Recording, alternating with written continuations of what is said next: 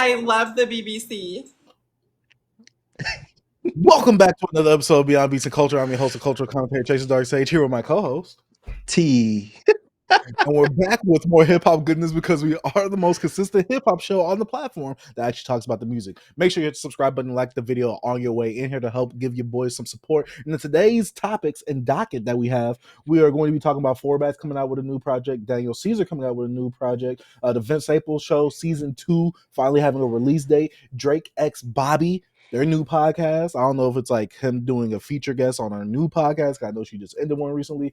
Drake also purchasing that Tupac Death Row pendant. I wonder if he gave the ring back to Kendrick, like Kendrick said. We also got a good amount of stuff that we're going to talk about music-wise, because we actually do talk about the music here. We're going to be talking about Ghostface, Killah, Supreme, Clientele 2, Kid Cudi's Free. What is the other album that we listened to together, B? Earl Sweatshirt, Live.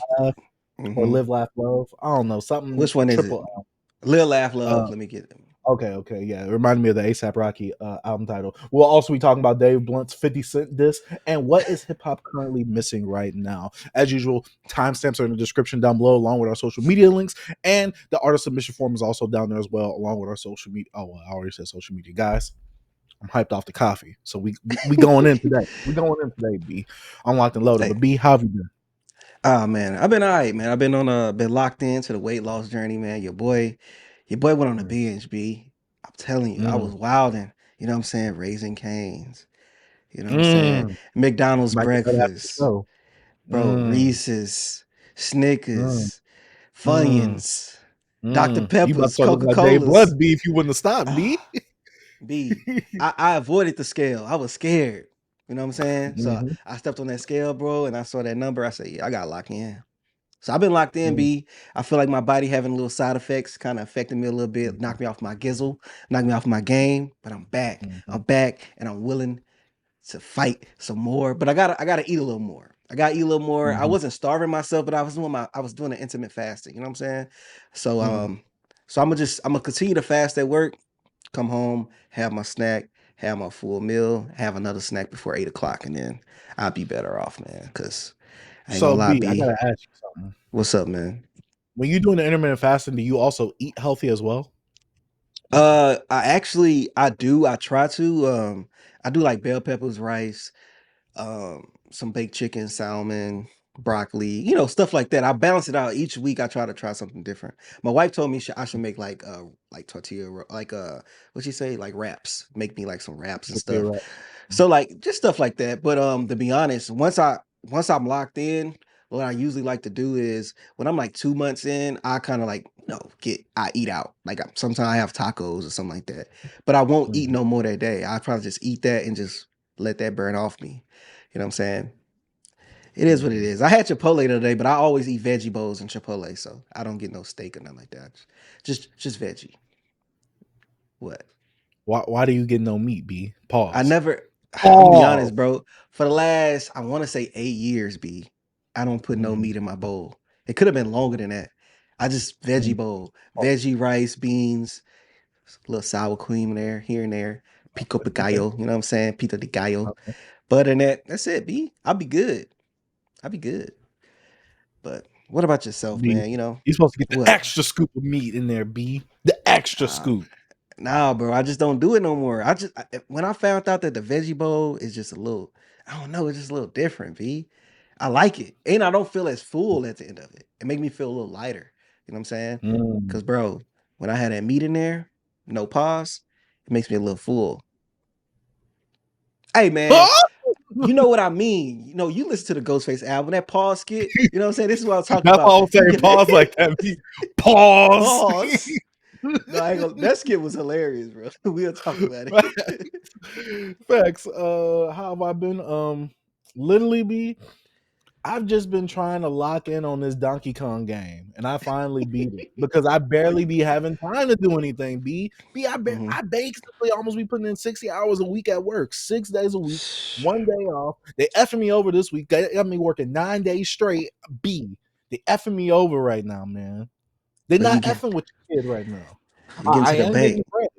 I am getting the bread. B, I'm also looking into moving because I want to save a little bit more bread. Right. I don't know what I want to do. That's also what I've been looking into as well. I'm like, Do I want to move out the city, B? Do I want to go somewhere a little bit further? But it'll save me more in money Right, in right, right, rent. right. I thought some places, B, and the amount that I pay for in rent, some of these places I could pay the rent on my own. Right. That's how some of these places are. I'm like, Right, right, right. oh, Ooh. do I need to do that move? Like, do I need to do that and I get more Mhm. space? I don't know, B, but that's all I've been focused on. I've been focused on if I should be moving. Playing the Donkey Kong game. I beat that this weekend. That's So what's I will up. be getting a new game, maybe Cyberpunk. I don't know. I might lose my mind in that game though. I got Cyberpunk in the list of because I played it back. I had it on PS4, which was a horrible When it first decision. came out, right? Yeah, I got it when it first came out. It was messing up my console. I had it. I was wilding, but I put it on the LIX. I haven't played it yet because I'm still locked in on Red Dead Redemption 2, and I want to finish that game. So I had to stop playing it, bro. I like for 2 days straight. I was just locked in on the bed, bro, just in my room, just playing the game. And my wife looking at me like, "Come on, bro, come on, you're a grown man. Like, get up." What do you mean? Look, the game is made for grown men. It's literally rated Hey, M. hey, B, I was locked in, B. I was too locked in. You know what I'm But saying? you I, I supposed to be would locked in, I wasn't B. fulfilling my fatherly duties or my husband duties, B. I was locked in on that Red Dead. You know what I'm saying? I didn't He eat, wasn't showing the sleep. family no love. That's how you lost all that weight, B. You wasn't Yeah, doing B. anything, B. Was riding You all them wasn't being a horses, B. human. Oh, hey. Oh, my bad. Yo. I didn't have to do the motion, but you know what I'm saying? Hey, man. Hey, bro, I'm Where's locked Ghostface? in. Where's Ghost Beanie? Oh man, but B, are you ready to get into this news section of the show, B? Because there's Yeah, not a lot to man. talk about on the topic docket because there's not a lot that has happened, and we've seen what happened today on Twitter about people being in an uproar of Drake buying some pendant. But we'll get to that Yeah. in the news section. But B, let's go ahead and get into the music releases and announcements. Four Bats, our guy from the city, still shining. Mm-hmm. September 12th. B, we checking this out. We're gonna see the growth. Pause. Yep. Oh yeah, we got to check it out, man. I'm happy that he's putting out something because I know he put out. Didn't he have an EP or he just put out a single or something like that? What was it? A few singles. It was like a 2-pack. Okay, but the crazy thing about this, him actually announcing this, and I just still don't feel no impact from Four Bats. I forgot he existed. You know what I'm saying? Like I didn't even see this being announced, so I looked at the notes and I was like, "What?" So I had to go look, and it was okay. He did announce this, but I'm like, I still don't see him enough. I know it's so much going on, and I think this is something I'm gonna talk about when it comes to our topic today. But it's just like I don't know. I don't see nothing about him, bro. I don't know where he's at. I think I don't. the wow factor that's all it was. It was that wow factor. Drake didn't put him in the sweatshop, B, because if at least Drake put him in the sweatshop, he would have been working a little bit more, and he would have had some writing credits on some other stuff, and he potentially would have had a project by now. Right. Because at least Drake's artists be having projects. That's the Is thing. He might put you in the sweatshop, but he signed with OVO? I thought he just did one no, he deal had a with deal like with a that EP. He had yeah. that deal with Okay. that EP. That's what I'm saying. Like Okay. if he would have maybe pushed to sign it, but maybe Drake was just throwing him a little tree limb. I don't Yeah. know, but I Hey, do Drake wish was the going best through too for him much. because He was going through a lot last year to even, you know.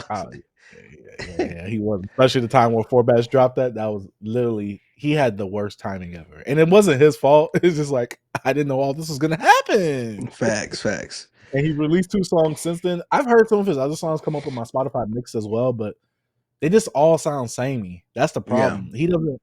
There's nothing that's too unique about him besides the voice thing, which I still don't know if that's fake. And Justin Bieber seems to have done that same voice thing on UConn. Because every time I hear UConn, I always think it's Four Bats at first. Then I realize it's Justin Bieber. You do? My sister said she When you thought it was a first hear the girl. voice, She said she thought it was a girl.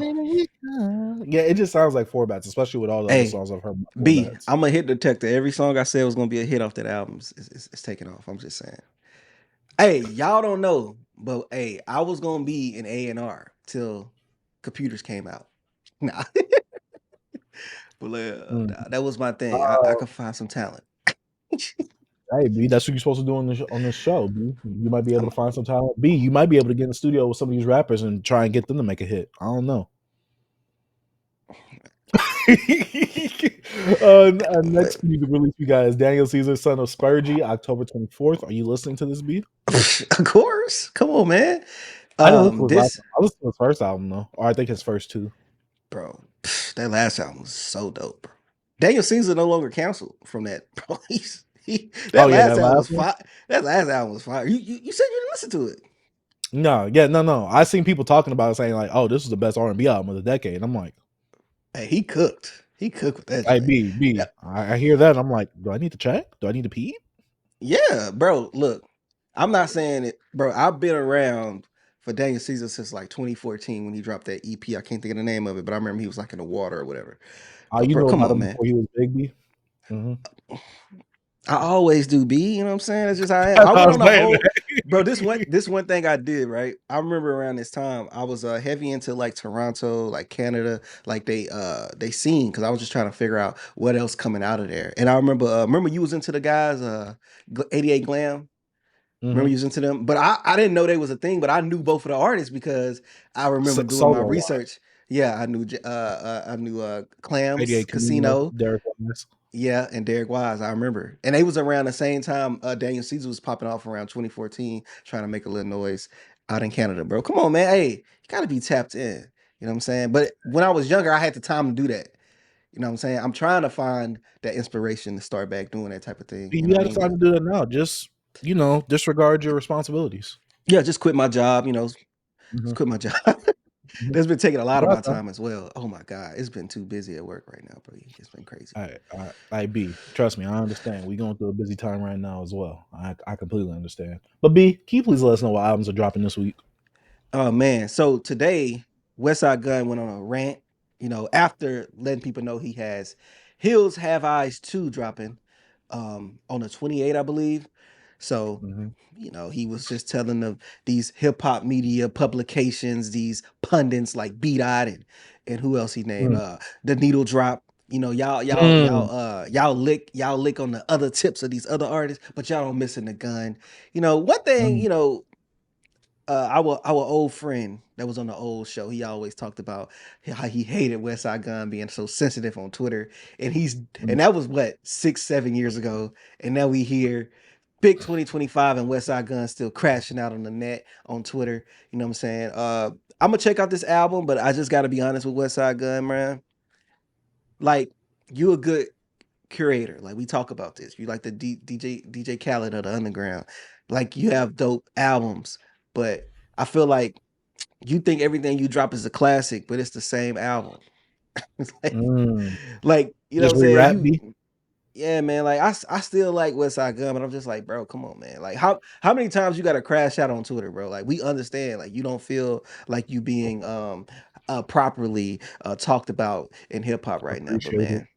man, you ain't properly appreciated, but it is what it is. What you feel about this, B? Are you gonna check out the album or what? Uh, I'll give it one spin. I didn't listen to that one EP, the 12 dump. I didn't listen to that, but we both listened to the one with the wrestler on the front. Still, what's I the forgot the album name. called? Still praying. Still, Was it Still praying? yeah, we listened to that. I just West Side Gun as a character is cool. It's just there's nothing that makes me like fall in love with his music like that for me to want to come back. Out of all of Griselda, I think I attached to Benny the most because he's the one that tips toes to that mainstream sounding sound that I kind of enjoy. While I still enjoy his gritty raps that he has with Griselda and other people of that party as well. I mean, I like Rome Streets. I liked his project that he had this year with Conductor as well. But when it comes to that whole Griselda thing, Westside Gun has never appealed to me besides him being the hype man. And that's why I mostly enjoy him for is being the hype man. I don't really enjoy his rap. I don't enjoy his charisma on the mic like that. Like he has a character about him. It's just it's not attracting me to listen to him for a whole project like that. Not saying that he's bad or anything. Everybody got their own taste. It just doesn't appeal to me. But I'll check it out because I'm always open to being like, I could always be like, okay, I don't really like this artist like that, but I like this project. Right. Like we could discern the two out of those. So I'll give the project a try and see if I like it, but I'm not a big fan of Westside Gun. Yeah. But look, we got It some reminds me of heat. JJ Mafia a little bit. Oh, how you feel about him? I'm talking about the rant wise thing where he's gonna go on some rant about something on Twitter. Yeah, he does. JPEG does do that a lot. Kanye too. Yeah. Kanye dropped the coin, B, the easy coin or whatever it's called. I know, and I heard that it bankrupted some people, something like that. Yeah, I don't know why people. I don't know. All right. Well, next we got Blood Orange. Is this SX Honey? I think so. Essex. Yeah, It's not SX E-Sex. Honey. I hope it's Yeah. E-Sex. But I'm gonna tell y'all this. This not for B. I know he's not a Blood Orange guy, but I love Devontae Hines. He's like a dope producer, dope singer, dope musician. You know, plays the guitar. He does his thing, man. He's just all around talented artist from out of the UK. He's dropping Blood Orange. I love like all his projects, all his Blood Orange stuff, even his early just Devontae Hines stuff. So I'm excited for this. I just had to put this out here. You know what I'm saying? Let people I'll check know it out. some more great music is coming out here. You'll check it out, B. He's like a little electronic, a little R&B infused. Maybe he might have. You never know. He might have a little Afro beat stuff in here. He's just an overall musician, man, and I love him. Sounds like Been it. listen, Shout out. I've been listening, but he sings as well. I've been listening to this guy since I was like 18 years old, bro. 19, or you know, I'm old, so I've been a big fan for a long time. I think I still have all his albums still. I don't know if I sold them when I did my big record sale. I don't remember. Anyways, let's move on. We got Key Glock. I don't know if this is a deluxe to Glockavelli. All Eyes on Key. When did he put out an album earlier this year, Last right? year. Oh no, it was earlier this It year. was It this was year. earlier We talked this year. about it. Key Yeah. Glock, he has a lot of people hearts in the streets. He got a lot of people that just, you know, that like him. He follows that to me, BigXthaPlug path, especially on his last project, the samples. Cause I feel like he just had more of bigger samples on that Mhm. project. It was some stuff on there I enjoyed, but overall I was just like, I wasn't too much feeling it. But yeah, we're gonna move on. So, you know, this is a highly anticipated Because yeah, that album, like I told you, B, yeah, it's one of those albums that you play in the car, even on your first yeah, listen. If you hop out the car, you leave the car on, you don't pause the music because you're like, oh, I'm gonna miss something. No, I know what I'm gonna get because I'm gonna get in the right. next song, and then the next song, and then the next song. I'm gonna get the same thing every song. And So yeah, I want yeah, to that's talk why I about was that a little bit later on. what about that feeling on I think albums or what? the era of the banger album is completely gone. Like there is no one that could have another like album that's just full of bangers that could ever be deemed like, oh, this is it right here. Mhm, Like a DS2, like a Thug mhm. Motivation 101, because I got some opinions on that Offset. And I'll talk about the Offset project, but I feel like that could go into a little bit of a deeper conversation later on if I All right, remember. cool. Okay, cool beans. And then we got the last but not least, we got Erica Badu and The Alchemist dropping Abby and Allen. Westside Gun Mhm. actually in his rant said he's gonna be on this project. So, you know, spoiler alert, you know, he just spoiled us. Okay, whatever. But anyways, I Okay. hope he's not yelling on there. Facts. My bitch ugly nigga. All right. But Erica we come in. I know my life. I don't want to hear those two mixing. I don't be. I don't. well, we both will be listening to this, and I think we should, you know, review it. You know what I'm saying? We'll give our takes and Mhm. our thoughts on this album here. I'm excited for it, you know what I'm saying? Erica haven't released in years. Alchemist is just still, he's like every year he's on some type of like run of like you can have the Alchemist fatigue or you can just keep loving it. It's just it is what it is. We're gonna see what Alchemist is gonna bring on this project. I hope this don't get delayed because I feel like it's like what's the album he supposed to came out with this year? It never came out. They Forensic, just didn't talk about. the Yeah, with him and forensics, him and most deaf, Yasin or Bey. Yasin Bey. Hmm. Yeah, like come on, man. So hopefully this comes out this Friday, man. I'm excited for this. I'm not gonna be what I have to say? Damn, I just blanked. I just fucking blanked. Excuse my French. I just blanked. But anyways, yeah, I'm excited for this, man. So what about you, Yeah, B? I'm very curious to hear how this sounds. Alchemist production with Erica Badu singing, and she's probably gonna throw some rapping in here every now and then as well. Mhm. I'm very curious to see what pack the Alchemist is going to give her. I'm pretty sure he's going to come with something different because he is working with a legend, and I'm pretty sure she's going to be bringing something different as well because this is a realm that she's usually not in stereotypically. So, well, not stereotypically, generally. So, I'm very excited to see where this goes because this seems like a very unique like thing happening Collab, right yeah, yeah, now. yeah. This is something those odd pairings, you know what I'm saying? I think that's something that needs to be involved in music right now, man. You know what I'm saying? Sometimes step out of your comfort zone, you know? I agree. I was just about to say that. Yeah. But B, let So me what go you ahead and talk about some of this hip hop news and current events. B, the Vince Staples Show season 2, November 6th. B, you watching? I'm gonna watch it, man. I just that first season, I did not You like didn't it. like it? To me, it came No, off like a diet Atlanta. but it had no direction. It didn't know it. I felt like Vic as an actor or as a character, I didn't understand him. The stories felt too like they was forcing to be so like quirky and like off kilter, like you Mhm. not knowing what's going on. I'm like, it was forced. It didn't I don't know, it didn't have no meaning. Like even when the one episode that really pissed me off was when they went to like the amusement park and it was just Oh, with trying the so clown hard to be and the so chicken? different. And the mascots just beat him up for no reason. And he was being super rude to the other kids for no reason. And I don't know why like people piss me off like on Twitter when they like take to this like, oh my god, this is dope. Like no, this show was not good. Uh, I hope the second season is better. I have more thoughts on the show, but I ain't gonna go into it. But yeah, I hope it's more direction, better writing, and like I want Vic to be more engaging as a character. You know what I'm saying? Like Mhm, it's like he was trying to have that nonchalant Vic attitude, but like I want in this show, you gotta be a little more entertaining for me. You know what I'm mhm, saying? And I feel like he mhm. wasn't for me. So that's my Yeah, thoughts. I feel like the Vince Staples show is kind of like a real life version of the regular show, but very, very, very tame. Because it was just very weird at some points. Just like I said, like the whole mascot thing. They was looking for the bucket of chicken or whatever, and going under the amusement park and all that. I was like, that's weird. Him going to jail, him being chased by the guy with the gun, him running into the store or whatever. I was like, this is very weird. I enjoyed the show. Like I enjoyed watching it, but it was one of those shows that I'm watching because I'm eating something. You get what I'm saying, B? It's one of D, them shows. Like I never was like, I, oh, let me sit on the couch and watch this. I didn't laugh or nothing. Mm. And I No love chuckle, Atlanta. no I'm hee hee. rewatching Atlanta now as we speak. Sometimes I put it on and just watch the episode. How you enjoying it? I still love it. I Mm. still love I it. still haven't watched all of The little season 3 Dicky or 4. show, I forgot which one. the little Dicky show was better than that Vince Staples show. Is that That is show good diet. though? That's diet Atlanta.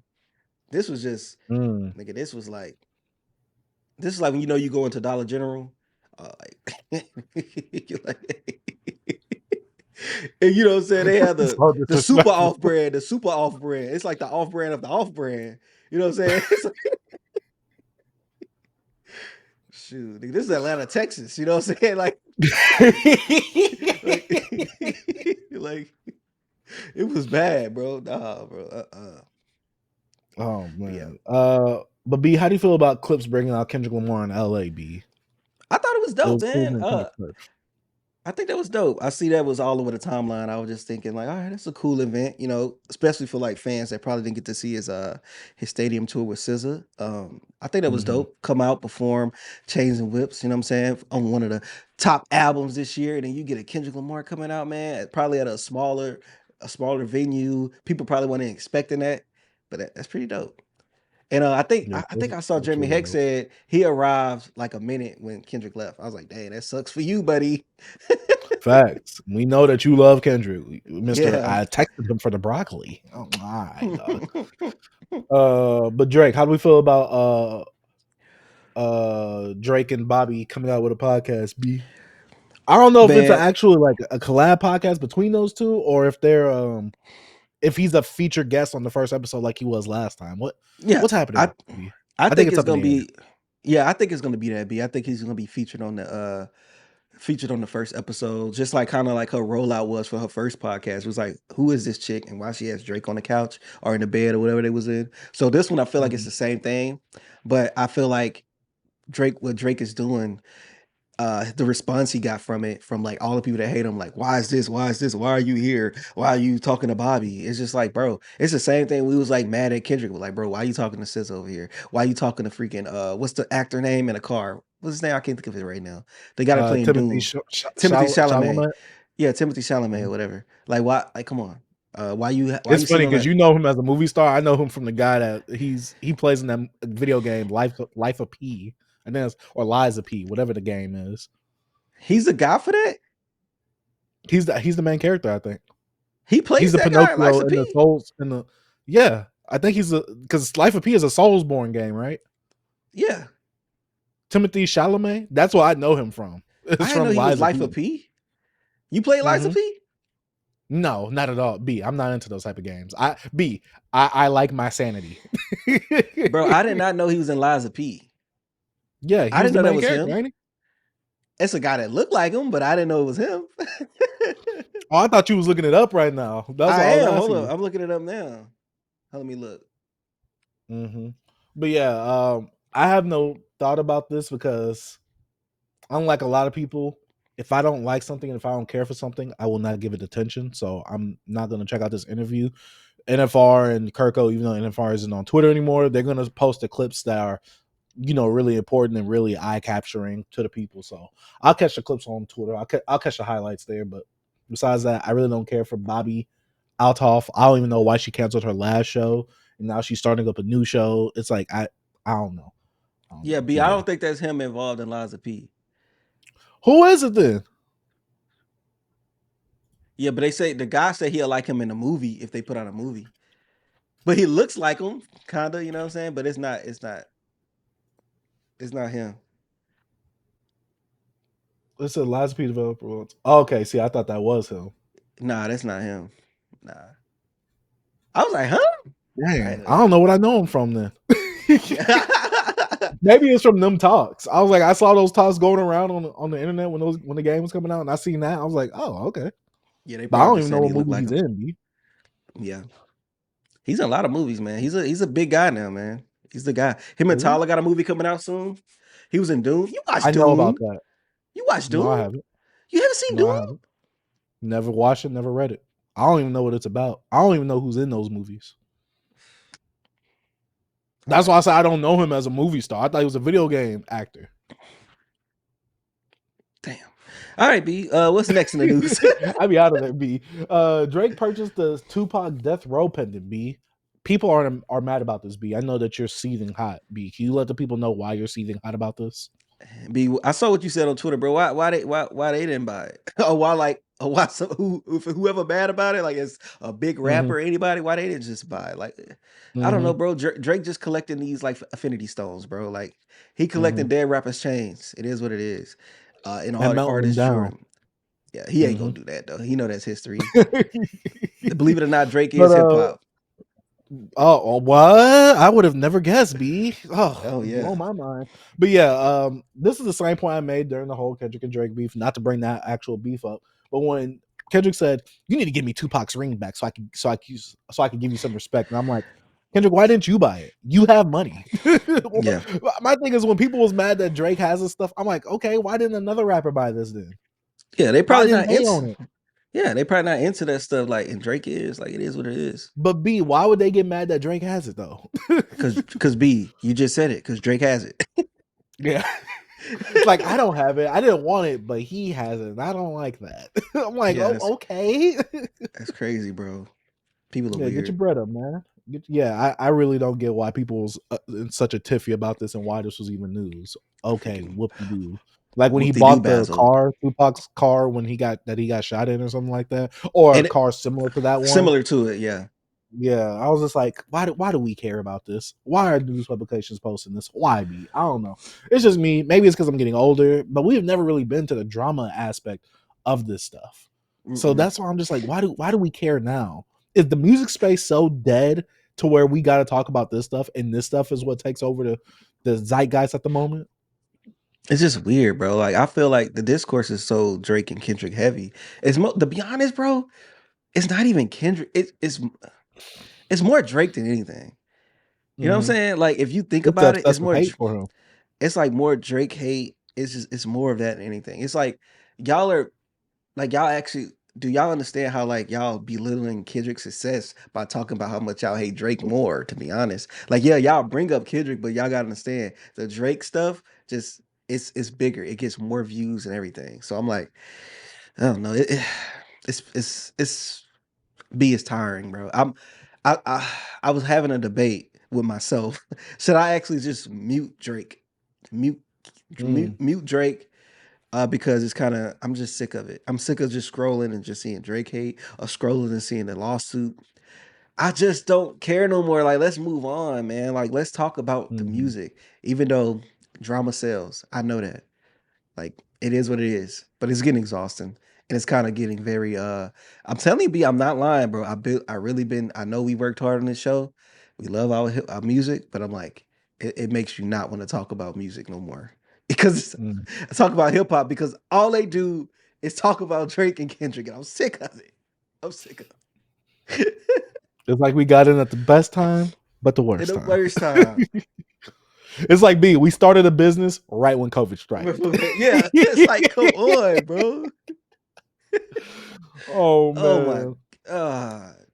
Pissing But me B, off. there's one last little news topic that I wanted to bring up on the show right here, and I thought this was interesting because this kind of goes into later on, and we could bring this back up into the conversation of what hip hop is missing.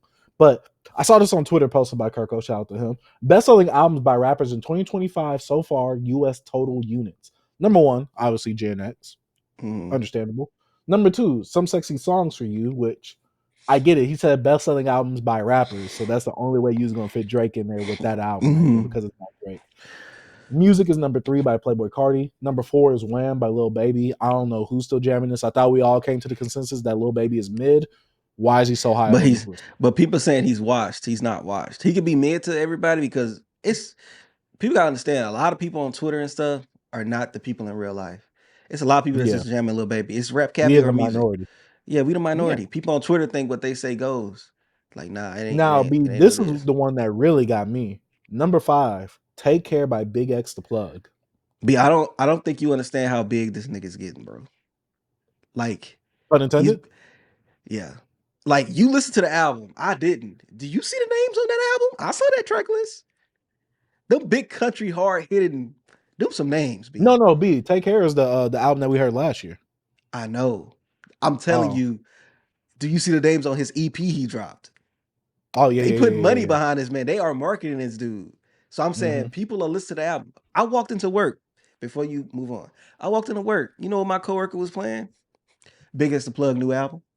It's 6 a.m. He loved country music, but he like hip hop as well. But he playing Mm-hmm. BigXthaPlug. The whole album. Yeah, I was talking to someone at work this week.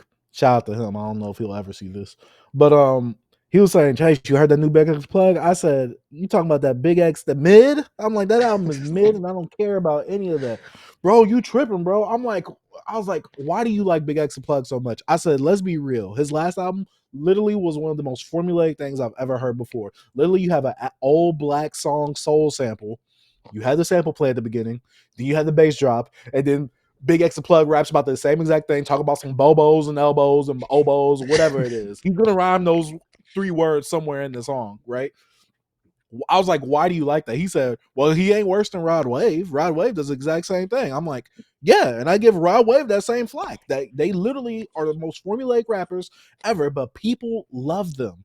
They love them. I'm like, why do you like the same song done 10 times on the same goddamn project? B, I'm sorry. I got to get into the brand right here, B. I'm sorry. I don't get the hype behind BX Plug. B, I want to rep for him. He's fat just like me, and he's from Dallas just like me, B. But why do people love him? Literally, it's just the voice. I seen a whole TikTok like a few months ago, B, that infuriated me when it came to talks of Big X and Plug because it was like, guys, rap is in a really bad state. All they talking about is the same things: money, cars, girls, and clothes, and all that. I'm like, all right, cool. Where's Ungoing? He said, but there's this one rapper that like this new generation I'm really liking. I'm like, who's this rapper? I'm like, he about to put me on. That Big X the plug, man. I'm like, oh my god. I'm like, that's literally the exact archetype that you hate. B. You just like his voice. That voice fools them, B. It's the same goddamn flow on every single goddamn song. Oh my god, B. I'm sorry. It's fine. It's like I was just watching the Joe Budden podcast yesterday, and bro, they was bigging up the Big X the Plug EP. They were just like, yo, it's dope. It's really dope. Like, man, he put out a phenomenal project. His last project was dope. So it's like, I don't understand it. It's something that's not clicking with us. Like me, when I remember, I know you was really hard on it. And I told you when I listened to it, I didn't see a problem with it. I understand why people like it. You know what I'm saying? But I'm like, I don't see why people are head over heels for it and just repping for him like that. I don't see That's that what I'm part. saying, B. That's That's the what I part I was don't see. saying. Yeah, Because that's the part I people were really don't see. blazing that album. Because at first, when you was saying that, I was like, dang, I ain't been seeing that. But then I slowly started seeing people putting BigXthaPlug album in their top 10 discussions, talking about like, yo, he's one of their favorites that's out right now. And then here you see him growing and having like Morgan Wallen on the album. You got Jelly Roll on here, Shabuzi, Luke like Combs. Luke Combs, like he's making huge moves, man. I don't know. I don't see it. I don't see it, but I guess they're B, gonna I be don't either. I don't get where this hype is coming from. I don't, B. It's the voice. It's literally the voice. yeah. B, his voice is so good to people. He might be in top 10 discussions of best hip hop voices along with Guru in them. Because B, that voice is fooling them to thinking that he's making good music. That's how good the voice is, B. He has the exact same goddamn flow in each song. Yeah. I don't know. He was in the news again. Well, like twice. He got arrested like the night his album came out. But he also was on, I don't know what show he was on, but he talked about how one of his artists wrote that one song, I think the biggest, the largest for him. And like he was just being honest. He was just like, yeah, they wrote it. Like I was like, okay. But remember I told you, I believe hip hop need more writers with him, more writing to make like hit I agree. songs. Yeah, like I agree. we need to when it comes to the MCing, like okay, you write it, you do your thing. But when it comes to like making like songwriting, having like some dope stuff on the radio to represent us in the mainstream, I think we need more a collaborative effort to put out dope songs. So I don't know. I had no problem with him saying that his artist wrote his song. It is what it is. I have no I don't problem with respect that his either, pen B, like because that. you know I'm a song guy. I mean, facts. Yeah. I'm not looking at him to be the best MC ever, B. I'm not. But when it comes to songs, B, you know I love me a good song. Yeah. I need good songs. Like, yes, you can MC and all that. Can you make a good song? Can you make an infectious hook? Right. B, a lot of rappers can't do that. I'm just saying. But yeah, BigXthaPlug at number 5, Take Care, I don't know how. Chromacopia by Tyler the Creator is number 6. Number 7 is Alligator Bites Never Heal, which is crazy. But it's good though, because I know a lot of people, how is this album doing this much with it sold 11K first week? Yeah, you give it time to grow with all the marketing and social media push that she's had. It should be doing those numbers now. Look, it gained everything in the back end. So all of that work. So shout out to Doechii for that. Number 8, Good Kid, Mad City. I was surprised by this one, kind of. But then we got number 9, Dang by Kendrick Lamar, and then number 10, Take Care by Drake. Yeah. We could talk about on what hip hop missing, because a lot of the stuff in this top 10 is just older stuff, same artists, you know. So yeah. And then the stuff that we thought people was calling mid, it's up here in the top 5. Yeah. I'm just saying, B. So we're in a weird time, B. We are, B. But we can move on from that, B, because I got one very important question to ask you, B. What is that, B? What have you been jamming since the last show, B? Man, I've been jamming a good amount of stuff, man. We're gonna talk about some stuff together, but I'm a speed through a little bit of things I've jammed. I'm gonna go into first album I listened to. It really wasn't, but it's the first on the list. Anyways, we got Dominic Fike, Rocket. I don't know if you're familiar with Dominic Fike. Sounds familiar, but no. But yeah, he's a former rapper. Like he used to rap when he was a little younger. But he got linked up to Brockhampton. He started doing a little singing. He getting his little pop bag. He been doing a little acting. He's like in the show Euphoria. But he's from Florida. I think he's from Tampa, somewhere around there. But anyways, he dropped his alternative album. I guess this, like, he's more poppy. But this one, he messed with a little. I say he dived into a little more than just pop. He got more introspective in this project. And I liked it. You can see the growth. He talked about having a kid now. And I was like, okay, I didn't know that. You know what I'm saying? Shout out to you. Congratulations, Dominic Fike. I love some of the poppy elements on the song. Got to be honest, like they were short. And it kind of, I was like, dang, I like this right here. And then when he got into like his more mature bag, I kind of like the landscape of the songwriting of those as well. And everything was short and sweet. This was a 26-minute like album. Like he was just, you know, right in and out, and I really enjoyed that. It wasn't much feeling on here. I enjoyed it. It's some stuff on here I didn't really care for, but overall, I feel like this was a really good album. It's called Rocket by Dominic Fike. I'm pretty sure not many people gonna talk about it. Shout out to Four. I saw him posted on Twitter. I put it out and listened to it on Twitter too, like Friday. But like, you know what I'm saying? I like my boy Four. B, we need 4 on here one day to talk about music. He be actually Mhm. listening to everything. So I appreciate that. But yeah, shout out Dominic Fike. I think this was a really dope, mature project. And also had his poppy stuff on here as well. And I enjoyed it, man. And my next joint I'm gonna go into was Mac DeMarco. He put out Guitar. I don't know if you know who Mac DeMarco is. So B, I gotta ask you now because I didn't know you listened to this.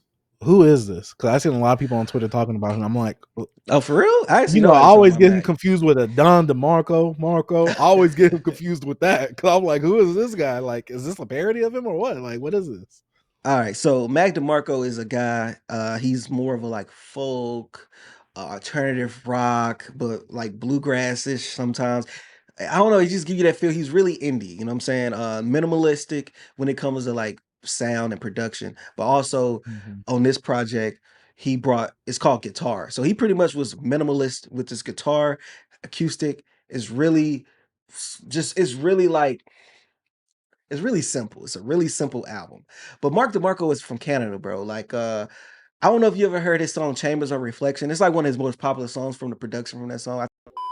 I've been a fan for a while, man. Rock and roll nightclub was like my first listen for Mark DeMarco. So I've been following his career for years. But guitar, Mhm. it was maturity on here. Really, really minimalistic. Like I said, nothing but guitar licks, to be honest. Like really acoustic. That's all you get from here. And he's talking about like different relationships. He's showing maturity as well on here. You can see he's getting older. And I think a few years ago he was like a festival and he was saying like he was kind of hinting at retirement. But he haven't. And he actually has another album that's supposed to be coming out, but he haven't dropped the release date. He actually did that album before this one. But I enjoyed this, Mm. man. I don't know if anybody else on timeline talked about it because I didn't see it. It wasn't in my algorithm, B. I didn't see it. It's like people that I follow. I don't want to say it like this. White people that like hip hop, they like him Yeah. too. Okay, cool. But yeah. But yeah, I'm a RC Farsi guy too, B. I like all that. That's just how that's my lineage. I am. But Mhm. anyways, another thing I listened to was another thing I listened to was another like alternative type of R&B album, man, by this right here, man. Nourished by Time, The Passionate Ones. I enjoyed this, bro. I love this. This project was dope. Mm. Um he like when it comes to him vocally, he's like he's not going he's not doing too much. He has a very like he has like a deep voice, but like his vocals, damn, I the only thing I can compare this to all right, I'm gonna compare this to this, but don't think he sound like this guy. Please don't. Yeah, it's When it not a comes one to vocally. one. Okay. Okay, Tommy Richmond. When it Okay. comes to like how he attacks the track and that alternative, just they not too traditional. He's not too traditional how he sounds on these R&B on this production. And also it's a little artsy too. You know what I'm saying? And he has a Mm. song like Throwaway that has like an R&B ballad that brings you back to like make it feel like the 90s. And I was like, dang, this Tossed Away is called Tossed Away. That's probably like my favorite track on here. I listened to this album, I think Mm. 1.5 times. I need more time with it. Cause I like this dude. I like this last project, the little EP he put out, but I don't know. He's dope to me, man. It's another like he's another guy that was like a little nod in my hip hop. So another guy that I don't know if you listen to it, but the Lupe Fiasco, the Samurai Deluxe. I Did did you check not. that out? So the EP really, it's like SOS is like I think the only song on here that's like new. Am I tripping? Because it was like different. I think in High Note as well. I could be wrong, but each song has like a different like it's like a remix of like some songs on the first deluxe, except for SOS, I believe. But he has like he got Troy Tyler over this project, like singing his butt off, you know what I'm saying, adding an extra element. Some of the production was switched out on Samurai, the song that's actually on the Samurai regular edition. I enjoyed it. Like it's quick. It's just a 5-track EP, 20 minutes. I played it, I don't know, about 5 times because I just play it. Another album, R&B, Kamari, to Dry a Tear. This guy I talked Mm. about it before. He's a Frank Ocean clone. You know what I'm saying? He's Mhm. Frank Ocean.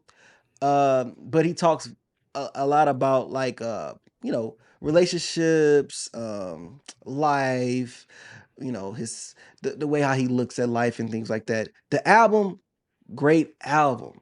But for him to not be Mm. gay, he got to get off Frank Ocean's dick. You know what I'm saying?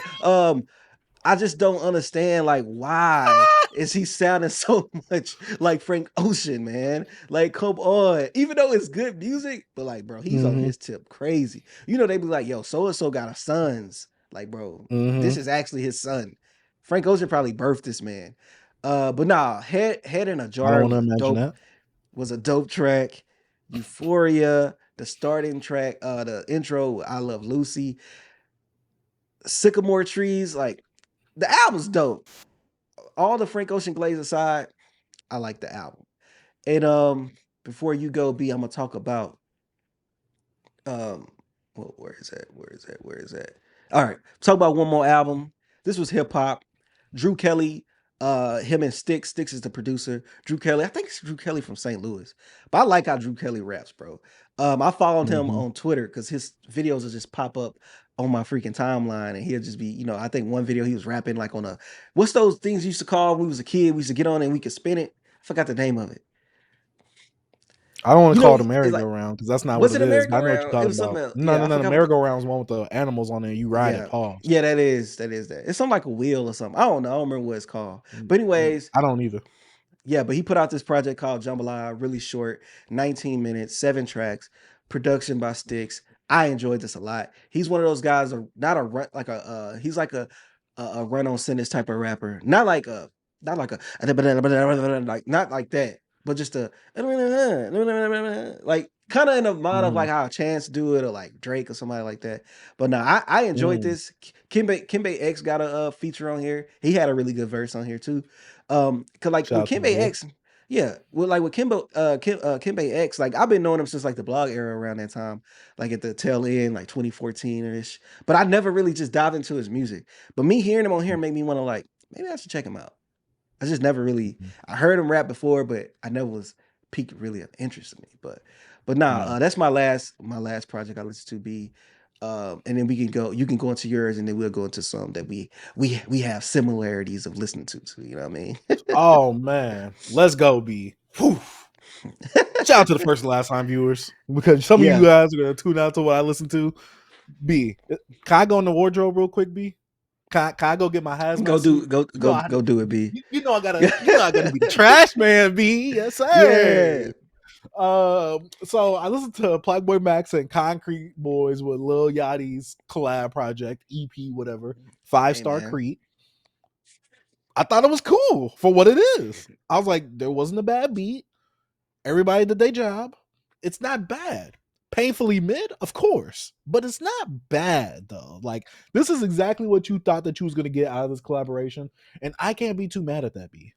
That's all I'm gonna say about that project because I shouldn't have to go in depth about a project like this. It's PlaqueBoyMax and Lil Yachty. Obviously, he had the backlash with the whole George Floyd line. I don't remember hearing that, but I also heard the project once, and I know it was one of those projects that I don't need to just like just a deep dive into the lyricism of the whole project. So there was nothing that was memorable or stand out.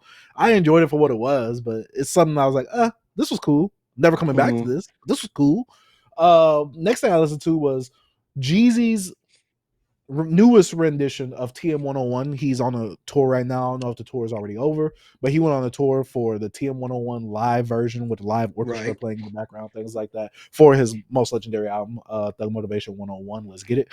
I already pre-ordered this when it first went up on Fat Beats. So being able to finally listen to it on streaming, I don't know if I like live albums. See, that's the thing, because obviously the audio mixing isn't all the way there, and I see the vision. I see the vision of the orchestra like doing what they're doing, but when it came to the audio mixing and the vocals, it's live, and so I'm just like, I don't know. I don't get why people like live versions of certain albums. The only song that I like live, and I like it now because we got the full studio version of a song, was a song off of Common's album Go. I mean, B. With the food, that was the name of the song, right? With him and Kanye The on food, it. Like, it's like, okay, I like the live version of this song way better than the actual studio mastered version. But yeah, this album was cool. I enjoyed the instrumentation, the orchestral like live instrumentations and things like that. But in terms of like the audio mixing with Jeezy rapping on top of it, I was like, but I get that this was one of those like once in a lifetime type things, and for this to be done for a trap album, a classic trap album at that, amazing. But I listened to a few more projects that we both didn't listen to. Dang, what was the one I listened to? We could talk about. Well, I could talk about Mariah the Scientist, Heart Soul separately. This is Lash Tech / Nail Salon music for the ladies. I actually was very surprised at this because I felt like this album had a bit of a direction. Like Mariah the Scientist is never someone who wowed me vocally, and she definitely didn't wow me vocally on this project right here. She reminds me of Sierra. Not the best vocalist, but she could make a fun, good song. And with this album right here, she has like sometimes beat switches in the middle of a song that transition to the same, like into a different version of the song that she's doing, but it might go into like a second part of the song, or she might actually mesh this one song with the next track over. And like from Sacrifice all the way to Burning Blue, it felt like it was all like culminating into one final moment right there, because you could definitely feel the tonal change from Burning Blue into All I Want plus In Pursuit. This project is only like 10 tracks, 35 minutes, so it didn't keep me in for too long. I will say, like I said, this does feel like at some points one continuous song growing upon one another. This isn't like an artsy album or anything like that. It's just a album that's kind of airy, spacey is what I kind of want to call it. In that vein of like I said, she's not trying to wow you vocally. She doesn't stand out to me vocally either. She kind of sounds like a mixture of Ella Mai and her, but she doesn't have those moments where she's singing her butt off where I'm just like, oh, that gave me the chills. Like she don't give me none of that, which I'm all right with that if you're giving me good songs. And like the song Burning Blue, which is a single off this album, I didn't care for it that much outside of the album, but in the context of the album, I actually do enjoy it a lot because I felt like I said, we're building up to this moment for this song right here. And then the tonal change. The last song on this project, I was like, I think there was another song on here. I was like, I could have done without this because it kind of felt distinctively, it felt too different tone wise and instrumentally. So I was like I could have done without this. But overall, I enjoyed the project from what Mariah the Scientist gave to me. Dang, I'm trying to see what other projects I listened to this week. You listen to Offset? Oh yeah, Offset. I listened to KIARI. You know what the problem is? I didn't like none of these albums. Usually when it comes to albums during the week, I like them. Listen to the new Offset. And I've brought this tweet up because I had to bring this up while you was talking. I said mainstream / trap ATL has been in a very disappointing / mid phase. 21's last album, Lil Baby and Gunna for the past few years, Migos separately, Young Thug, and others. B. At one point, Atlanta was on top. Atlanta still technically is on top because they are the highest selling artists. But we got to talk about that quality coming out of Atlanta, B. It's not what it used to be. Now, I've seen people liking the Offset album on the timeline. And I was like, why? Because I listened to the album. The album is about like close to an hour long, right? It's about 52 minutes, 18 tracks. It feels like that at points. And the thing with this album is I don't hate it. This is premium gym music. This is an album that you're going to go to the gym for. Now, the one thing I liked about this album is some of the bangers that's on this album. I'm like, all right, cool. Offset, you're getting me in with some of these bangers. But he has this thing of where he would break up the track, I mean the little run of bangers he had with like a girly song. I'm like, all right, cool. You did that once, cool. You do it twice, okay. You did it another time. I'm like, all right, dog. Like, what are we doing? Like, is this the interlude? This the intermission? Is this where I'm supposed to like leave the speakers? I'm supposed to go get some popcorn, use the bathroom, whatever, and come back to the album? But yeah, overall, none of the features really did anything for me. He obviously has a song where he's memorializing Takeoff, and he also has a song of him talking about his breakup with Cardi B, which I get it, and I thought I was gonna get a more mature album just from like certain things that's been happening in Offset's career and life, but sadly I didn't get that. And I'm not gonna blame that on Offset because I already knew what I was gonna get from this album. Offset's been making the same album for the last 3 to 4 years. It's cool. This is premium gym music. If you want to go to the gym, you want to get hype, cool. I heard the Body song because I know you said you might like the Body song. I enjoy it, but it's not the one track that I'll go back to. My favorite track on this project has to be Folgers because I think the beat trap wise is very unique for what Offset is going over itself. But besides KIARI, I listened to the BigXthaPlug project. I hope you're happy. This is his country hip hop album. I don't want to call it fully country, but obviously it has those country inspirations and country influences, especially with all the tracks, except for one having a country artist on there, right? 11 tracks, 26 minutes. It feels like that. It actually feels longer. Pause. This album is literally BigXthaPlug going through a heartbreak. Because every single song is the same thing. There is some songs where he's talking about, like, he made it out the hood, he's providing for his family. Cool, but the only difference is he's talking a lot about heartbreak on this project. And for me, it just didn't do it for me. I get it, you're trying to intermingle the country and hip hop thing. You got these country artists on there. We're from Texas, B. We know about that country lifestyle. Most definitely. Just this didn't do it for me.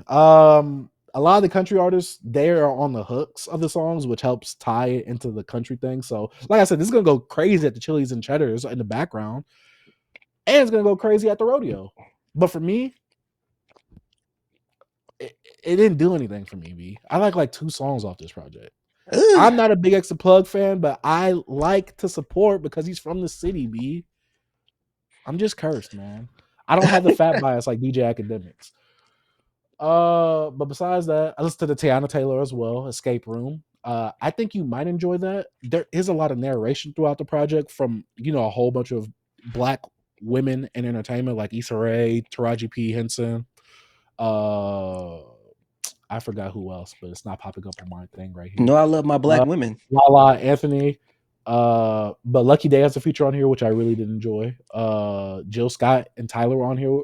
Tyler was on here. I really enjoyed that. K Tronada has a feature on here, which I really enjoyed that. I enjoyed the album overall. It does have this points where it does break up the songs with the narration, which I was like, all right, cool. Like, Teyana Taylor is really trying to tailor this album, pun intended. She's really trying to tailor this album into giving you this experience while breaking it up with the narration itself. What was you about to say, B? I said, I see. Was she narrating? Was she talking about like her divorce with Amon? I only listened to it one time, so I can't really go into depth about that. But I think there were some parts of it where she was talking about, because I know her kids said something at the end talking about, "Oh, mommy, you're back to making music" or something like that. And I'm like, oh, I didn't know she was out of there like that. Also, I'm not. B, why you make that face, B? Why you make that face? Hey, nothing, B. B, why you make that face? I didn't make a face. I'm eating. I B, you did this. You did this.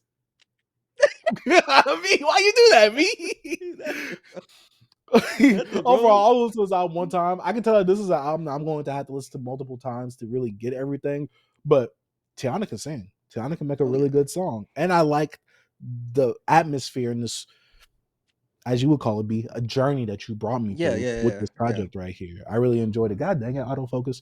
But yeah, overall, I only gave this one listen because we had a lot of music to cover, a lot of ground to cover this week. B, it was a lot. But B, one thing, go ahead. Go ahead.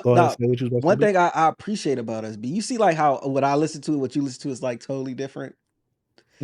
Like that's what we bring to the platform, man. You know what I'm saying? Like some of you niggas.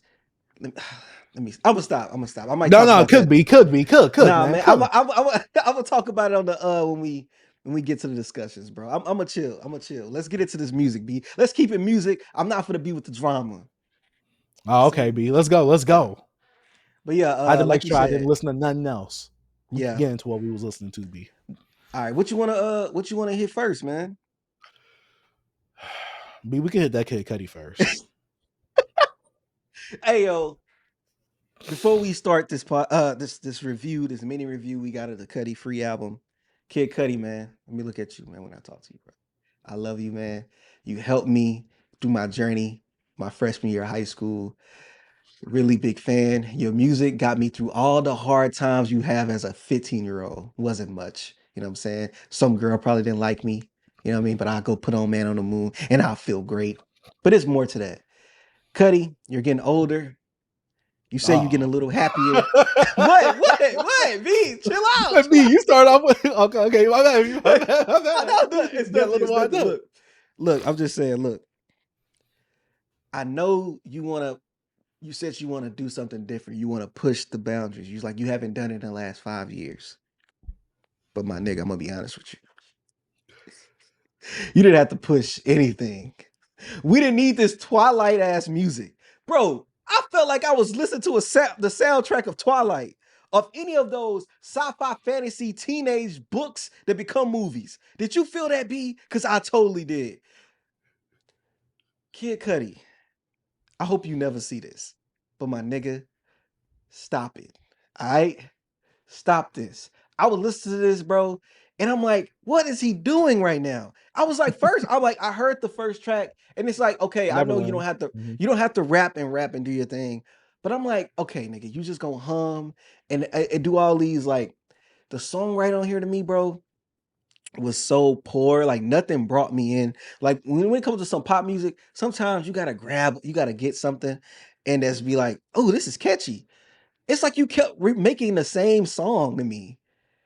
I don't know if you felt that way, but I'm like, bro, it feel like you're lacking talent in this department, in my opinion. It's like, I don't know if you should have got with more writers, got with some more producers to give you some different sounds, but this stuff sounded too similar. So my nigga, I want you to put your arms back and stop pushing. Stop pushing. Cause you didn't push nothing. I'm gonna be honest with you. You know what I'm saying? And I hope you never see this. I really do. I think you won't. But man, nah, bro. This not it, man. I'm sorry, B. I listened to this album on my way to work, on my commute, and I was like, nigga, it made me sad. Like, what happened to my goat, bro? What happened to the Cudi we love, man? What happened to the Cudi that actually was pushing boundaries? You know what I'm saying? It's just like sometimes people try so hard to be different that it's not different at all, bro. It's like you're not doing anything. You can talk about it, B. I held back. I had to, because I almost said some stuff and I forgot this is a family show. So I'm gonna give context. Cudi released Neverland as a single, and I asked you because you listened to it before me. I was like, what was it like? You said it reminded you a bit of The Wizard, I believe, right? Mm-hmm. And so I listened to it. I'm like, all right, this is cool. I get it. I like how it sounds. It sounds a bit more grand than I expected. We got to remember that the run that Cudi's been on. That Insano, get that ish out of here. Slam dunk that in the recycle bin. That Insano Nitro Mega Pack, though, I'm like, all right, we getting back to form. This right here. B, I'm not mad at him for this project. I'm not going to lie. But that's because it gave me that feeling of when I heard Fall Out Boys back when I was in middle school. Mm-hmm. That's why I'm not mad at this project. Is it samey? Yes. Is the songwriting poor? Does it feel like the same song over and over? Yes. But I feel like this project right here perfectly encapsulates why Cudi shouldn't be in hip hop anymore. Because I enjoyed this project more than his Insano project. Not the Nitro Mega Pack. The Nitro Mega Pack was good. The actual Insano one, the one with DJ Drama on it, get that ish out of here. This was more enjoyable than that one. But I could tell that Cudi, because you went into a different genre, that doesn't mean that you could just freely just go through here however you want, because this is a more pop alternative sounding album right here. I want to call it pop alternative / rock, right? Because Cudi is not doing hip hop stuff on here. He's doing the singing, the harmonizing, not really singing, but you guys know what I'm talking about. Kind of like a Fall Out Boys S type things. Music that you would hear while playing Tony Hawk Pro Skater. Go ahead, B. Fall Out Boy has Patrick Stump. Respect Patrick Stump vocally. Are you more than you bargained for? Yeah. Now we know. Now we know. Cudi doesn't have that vocally. Cudi does not have that vocally. I will admit. That's why I was like singing. I can't really call it singing, but it's not also rapping. You get what I'm saying, B? It's being melodic. That's the best way I could put it.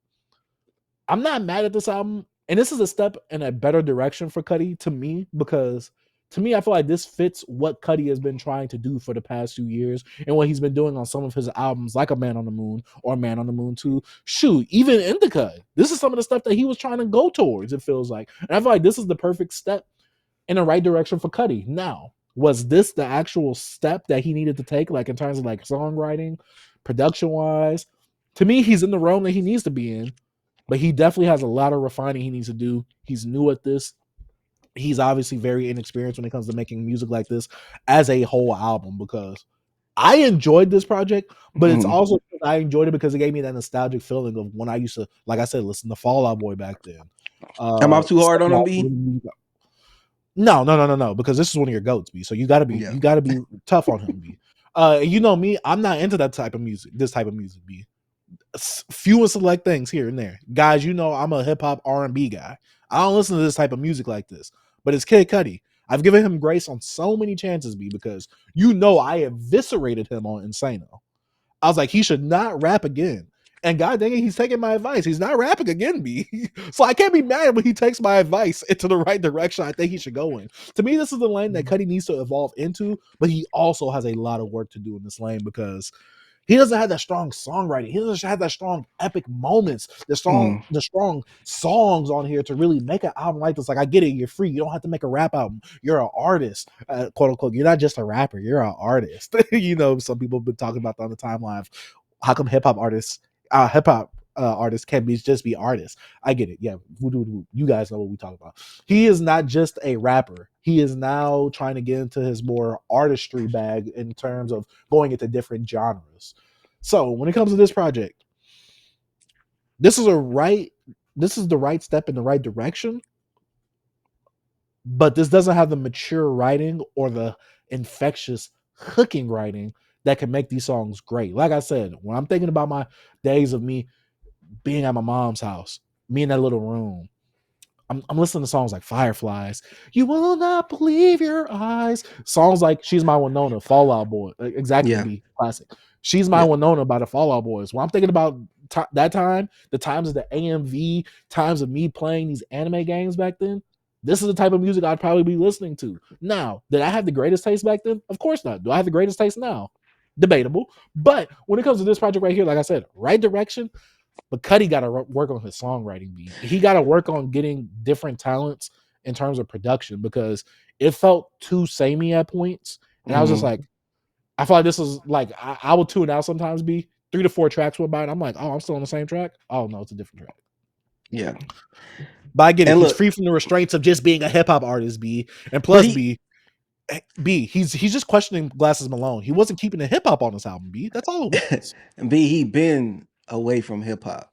When Cudi came out, niggas weren't saying Cudi was hip hop. Cudi put out Speed and Bullet to Heaven. He put out a Wizards project. Right. He's been in these lanes. Yeah. When it comes to this, fuck it. I am hard on him because he could do it better. He had better hooks on Wizard with Teleport to Me, Jamie, ah, la, la, la, more infectious things that bring you in. But with this right here, I feel like it was lacking, man.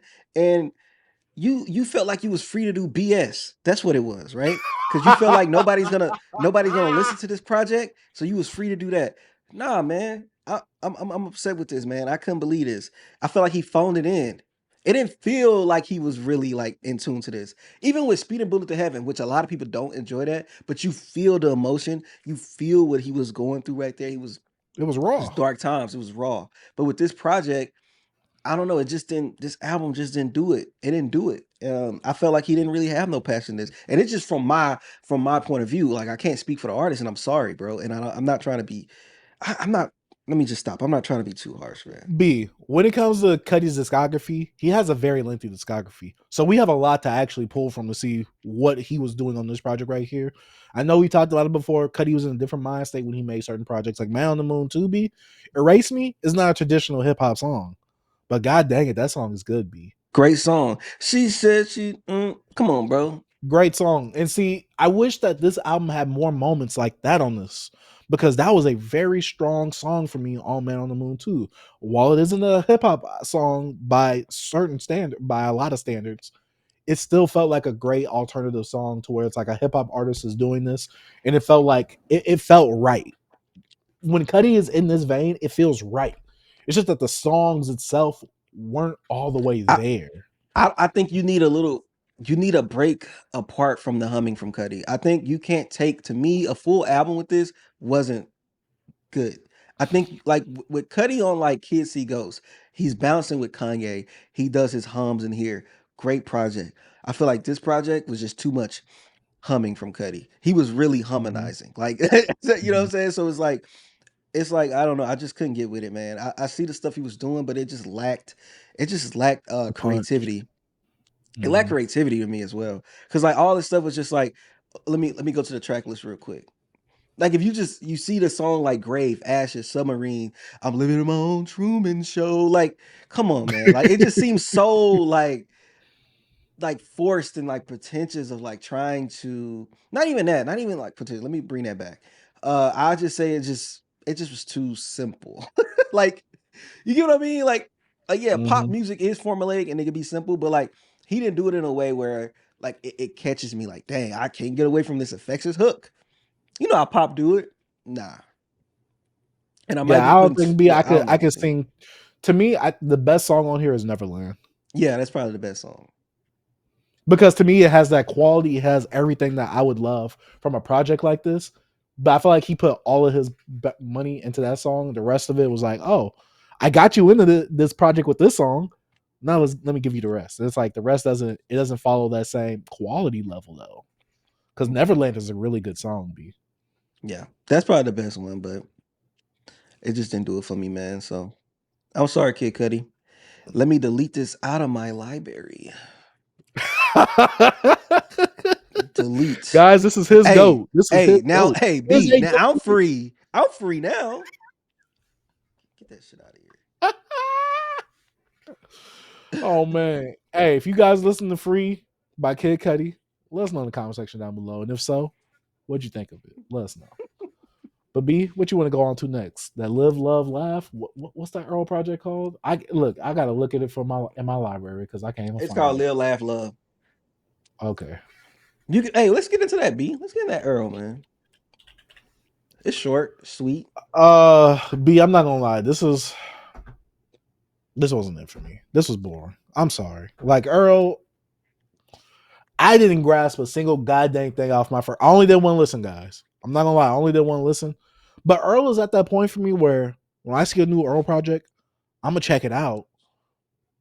But I'm most likely not gonna come out of it not liking it. I already know I'm not gonna like an Earl project. Ever since he's done that thing where he's gotten with Mike, B, I'm The not feeling it. avant-garde, lo-fi I don't like the raps. avant-garde. Yeah, see, that's the problem. I don't like the lo-fi raps. I like when Mike does it. I don't like when Earl does it. I don't want to go to Earl for that no more, B. I'm sorry. Like after this project, I tried. I see people hype it up on the TL. It got me a little excited too. I'm like, you know what? This might be the Earl project for me. He's not doing that Laura Dyer, that boring Alchemist production. He's not going over that. But shoot, this to me was not it, B. I was just like, I guess can't get into this, man. I couldn't be. I was listening to the project. At some points, I was just getting lost in the sauce and whatever else I was doing out in real life because I just couldn't grasp anything from this project. At some points, I'm just like, I could barely hear him. Like, look, B, I got the AirPod in my ear. Like, I gotta dig the AirPod You in my trying to ears. push I'm it in like, there, yo, I can B? barely hear it. Facts. I'm like, yo, I can't hear nothing. Come on, what's up Right. with the mixing? I don't like the whole avant-garde, weird, non-traditional type stuff that Earl really does. I'm not really into this style of what Earl does. I like his mixtape. I forgot what the name of it was. With the His old debut Earl mixtape. mixtape? Yeah. Earl? Mm-hmm. Oh, okay, yeah. I Is it like called that, Earl? with the whole collage face. I think I'm not sure. See, I thought it was, but I was like, I feel like I'm wrong in that. I like Doris. Looking back, I don't like Ish. I don't like to go outside. Those are the projects I like from Earl. This B, everything since Mike and Up, I don't like. Like I like the project with him, Mike, and the other dude, the one that's over that Alchemist production. I forgot the one. What's the project? The one Who? where it's him, Mike, and Wi-Fi. I think that's his name. I don't know. Wi-Fi. Wi-Fi? Maybe. What? Wiki. Talking about Wiki? Wiki. Yeah, Wiki. Yeah. Yeah. Yeah. I like that project, but yeah, I needed something else to bounce off of this with because I'm just like, this wasn't it for me, B. I'm sorry. It didn't make me want to go back for a second listen. I didn't even like the Sonics of this album. I'm like, this isn't for me. Maybe I gotta go back and do a second listen. I don't know, B, but this wasn't it for me. But I'm not saying it's a bad project. This just ain't for me. This isn't my style. Yo, this album is not for everybody. And it's a like it's a niche. It's a niche right here. It's a certain the people you know that's gonna like this album will like this album, like me. Like Mm, I like this yeah. album. I like this album a Uh-huh. lot. You know what I'm saying? I listened to it 2 times, but commute, I'm focused. 24 minutes, I'm in. Golden State versus Sacramento, bro. I'm in. I'm already in there, B. So I'm liking this. I'm liking the beats on here. Forge, Infatuation, Gamma, Mm-hmm. Well Done. B, Mm-hmm. it's none on here I dislike. Live, Static, he was rapping his butt off. He got into a pocket at the end when he just going. And then Crisco, he had the same he got that same I think it was the second verse when he just started. He was just rapping, bro. Production on here, I liked it. I liked it a lot. I liked that this was short. And he talked, some of the subject matter was about fatherhood. Now I think he actually is married now, to the girl that's in the rap shit show, the main character. They have a kid together. I don't know if he has a son. I know he has a daughter too. So he's been talking about like fatherhood and stuff like that. And on this project, the atmosphere, the sonics of it hasn't changed. Because I know the one of the guys, Joey, called a lot of flack on the timeline by saying like, "Oh, this should be a whole new like subject matter. Earl's happy now and blah blah blah." And like it'd be like, bro, the last few projects he's kind of been not on like all sad and stuff. But overall, man, I really enjoyed this. It's 24 minutes, so I can sit with this album even more. And I have this thing where so much stuff is coming out. So I actually been going back into listening to stuff that came out earlier this year and some of the stuff last year, because I feel like we haven't had time to like really sit with these albums. And this is one of those albums I really want to sit with a little more, because people hop on the timeline and they just we always say, "Oh, this album of the year. This is like, oh man, this come on, this is the best Earl F sounded and blah blah blah." But I understand people don't like. I understand why some people don't like this, bro. But if you just listen to the words, if you just get into like he's on here rapping, because I know it's sometimes the production can be jarring for some people, and like really it's hard to like. Sometimes the mixing is not the best. You know what I mean? Sometimes your ear got to be trained to listen to this stuff. And I'm not trying to be no pretentious person. I'm just saying you got to sometimes get used to consuming this stuff. Cause like if you listen to like early, like what's his name? What's his name? 80 Hakeem. I forgot his name. But yeah, he used to be with Mike and all them guys. Like the stuff is tough to listen to. But once you get into it, you're in it. And that's why I'm in with this, bro. Live, laugh, love. I liked it. I liked it. I'm sorry. I love the beats on here. I love Earl rapping on here. It's just my thing. And I understand you wouldn't like this. I know you wouldn't. You knew you wasn't gonna like this. You said it last week. You was like, yo, ever since like I don't like stuff, I don't go outside or whatever. That's like the last project from Earl you actually enjoyed, right? Correct? Mhm. Yeah. Yeah. So I liked it. Earl's rapping. Hey, I'm in there, B. I'm sorry. I ain't saying it's like B, my top 5 album of the year yet, but I'm in there. B, you know when they say literally at work, leave all your baggage, leave your emotions at the door before you walk into work. That's what Earl does when he goes into the studio. He leaves all the emotion just at the door. Like there's no emotion. I'm just like, God, this is boring. I And he don't don't know. got no swag with it when he rapping. B. To me, he doesn't have enough. He doesn't capture me when he's rapping. Like it's just like, yeah, Simon, a pop of the cop of the top of the. Like I'm just like, all right, dog. Like come on, man. At least with Mike when he's doing that, he got a little bounce to it. He B. got the I'm like, bounce to it. I see So what how you're do, doing, man. how do you feel with Vince? Because Vince is like nonchalant, especially a lot now in his newest stuff. But Vince goes over more. He goes over more, especially compared to this brighter production. He's always better That's true. mixed. So That's that true. thing is with Vince, he has that brighter production around him. And to me, it's easier to hear Vince a good amount of the times. I'm like, okay, I can hear you. And also, to me, he has better songs than Earl. He actually Hmm. writes better songs with better hooks. Yeah. Now, That's is he true. a better rapper than Earl? No, I'm not saying that. But in terms of like songwriting, he is better than Earl to me. Hey, it was some lines on here. I should have wrote them down that I want to quote. But he had some stuff on here. I like, hey, that's dope. He had that one. I was like, he talked about like the father that stepped in. Talking about his stepfather. Dang, I had that. I should have wrote it down. It was a dope line to me. Like it was dope. Mm. Like he had some stuff in here. I'm like, yo, Earl, he different, bro. He just got to hear him. B, Yeah, just he is listen, B. different. B, you know what I'm gonna do? I'm Different gonna on strip Bone. all the beats and just let you listen to the vocals, B. And I'm gonna put it on better production. Hey, B, if you do that, hey, we might be talking, B, and you got to boost his vocals too while you at it. Just better mix it. Yeah, if you're a longtime listener of the show, you would already know that this isn't my type of rap.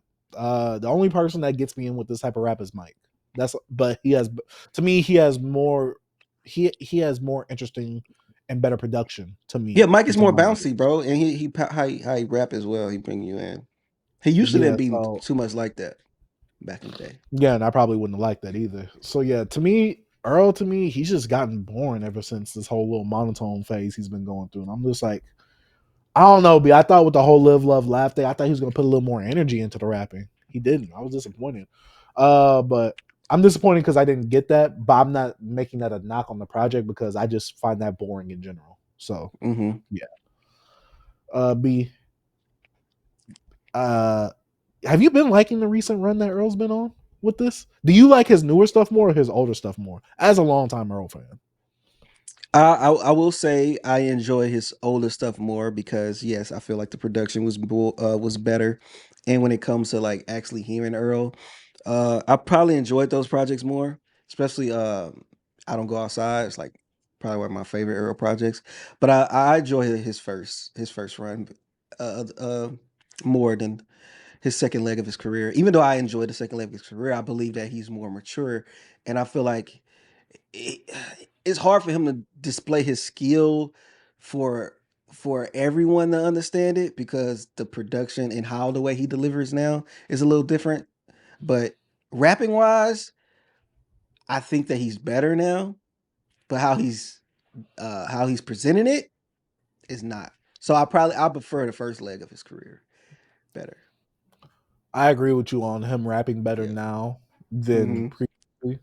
But yeah, it's just to me it just got super boring. Yeah. Also, songs like that Daddy Kane, Making the Band, Danity Kane, I love that song by Earl. To Hmm. me, he had that mic bounce though. That's the thing. Yeah. I'm like, so it's not Earl specifically, it's the production that he's going over. Yeah. Because I know whatever what the it is. I production know. is, yeah. But that I Danity know. Kane, oh yeah, I enjoyed that. I be bouncing with it, me. You Pause. listened to Sick? No, I Sick actually is more when I went over a bouncy. coworker's house a few weeks ago, she played some of the songs off of this, and I was like, wow, and I Yeah. liked it. So yeah, Sick is more bouncy. okay. More bouncy. Yeah, it's I might more. have to I say check it's Sick more. out. Sick is the I Have to think Sick grip the is the hit the only project I haven't wheel. heard. Yeah, listen Yeah, to Sick Sick. is the only. Yeah, that's the only one I haven't heard because I heard Void Dyer, boring. Some rap songs. I don't like Ish. I don't go outside. And Doris Hmm. and his mixtape. That's all me, Earl. baby. Yeah. Yeah. Yeah. Let us know what y'all think about this down in the comment section down below. Was I hating too hard? Is B wrong? I don't know. Let us know in the comment section down below. But B, can we talk about the man of the hour? Oh man. Ghostface. Supreme Clientele Ghostini. 2. Ghost Dini, man. Iron Man. B. Yes. Who you want to go first, man? You go first because I went first last time. All right. All right. So we got the intro from Redman bringing you in. Me lock in. Man. So I don't know, man. I don't know. I like the album. It's a solid album. Mm-hmm. But some about it, I some about this album that I'm off about, and I don't know yet. I don't know if it's because it's trying hard to be a time capsule and try, but like it's not hitting the Supreme Clientele formula to me as the first album.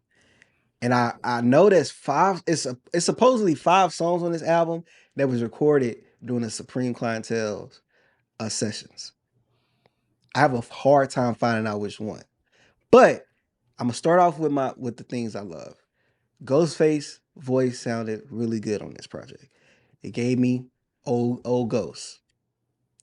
Um, some of the features, Style P Conway, I enjoy. I like the song "The Trial" with him and Raekwon, and I like the track with his son on there, and Reek the Villain and all that with Sun God. That's Ghostface son and Supreme Intelligence. Mm. Soul Thing, I like that track.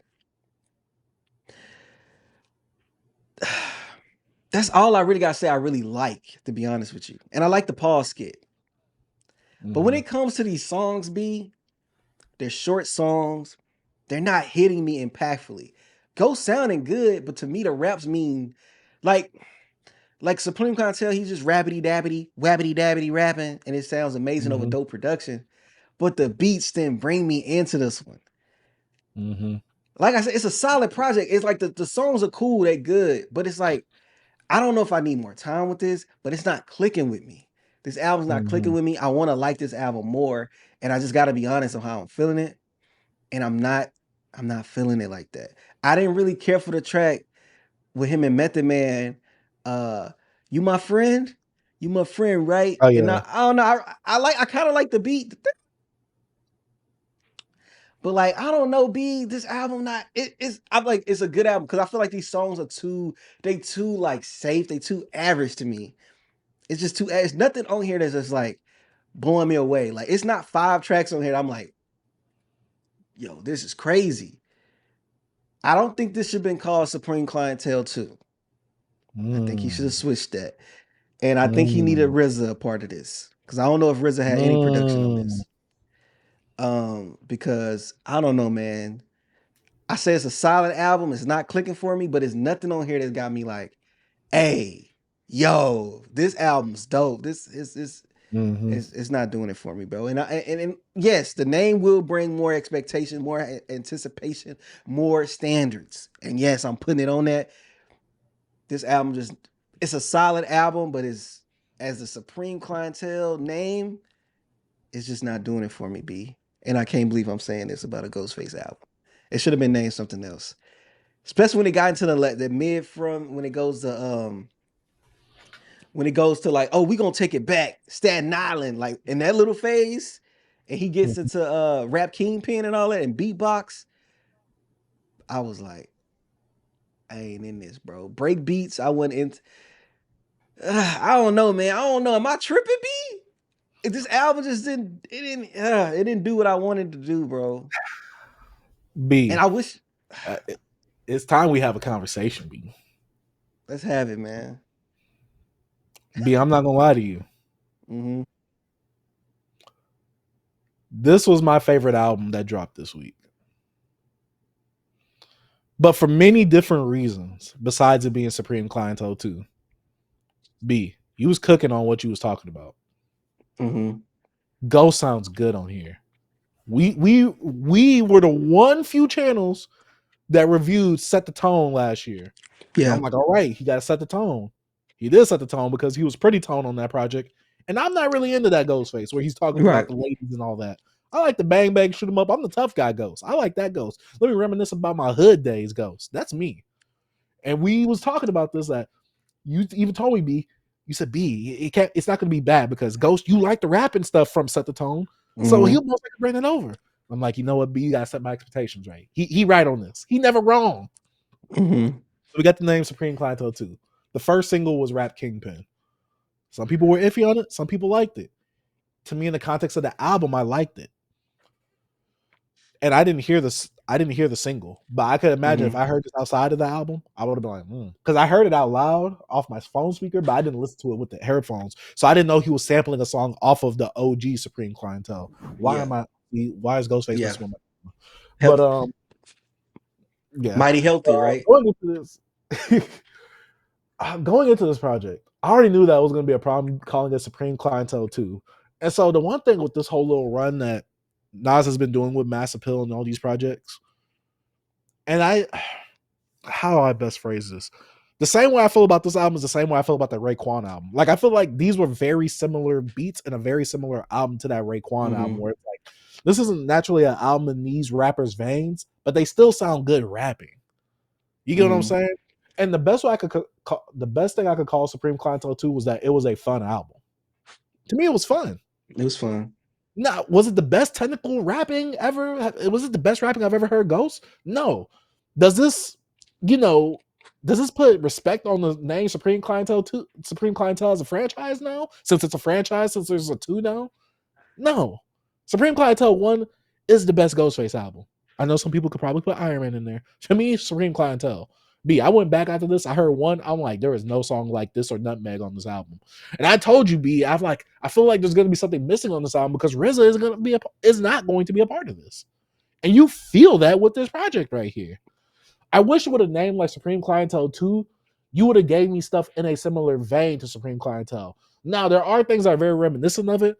And it's one of those things where it's like, the best way I could put it, if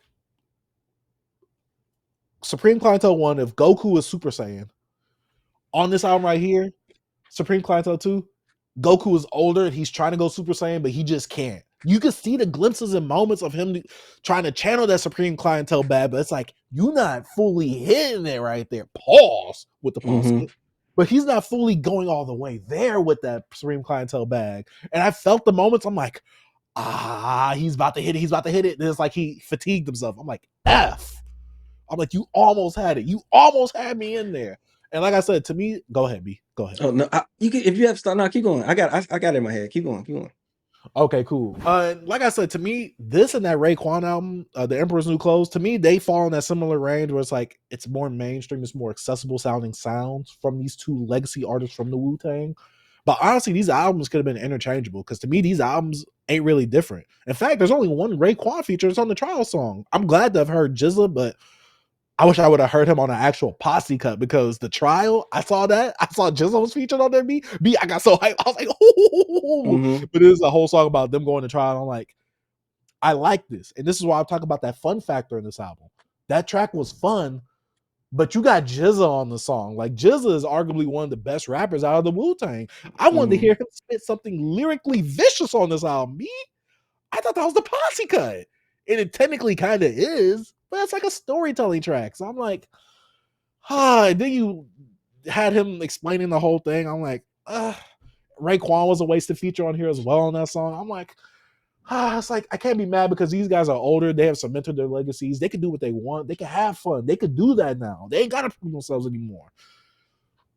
But some of these songs, I'm like, this is fun. I like it because you sound good on this, but this isn't what I expected. This isn't what your best talents could give me. I know that you got more than talk. And so B, go ahead, B, because that was my thing right here. It's also from it didn't feel like flushed out like with some of the songs. It didn't feel together. Like it's fun. Like you got moments from Ghostface because he's very charismatic. He's very, he's a funny guy. So it brings you in with his character. But like it just didn't hit like that. I feel like with this Mass Appeal run, one thing I think they're gonna be lacking, I don't know if it's money involved in some of the production for some of these producers, bro. Cause these producers, bro, they just not giving it. They not building a world. They not. I don't know, man. It's just not hitting right. It's just To not me, it's hitting not right. giving that grand feeling. That's Feeling, the yeah. problem. And the only project that I'm gonna give grace to with that, well, two. The Slick Rick, because you say he produced that himself, right? Most of it, yeah.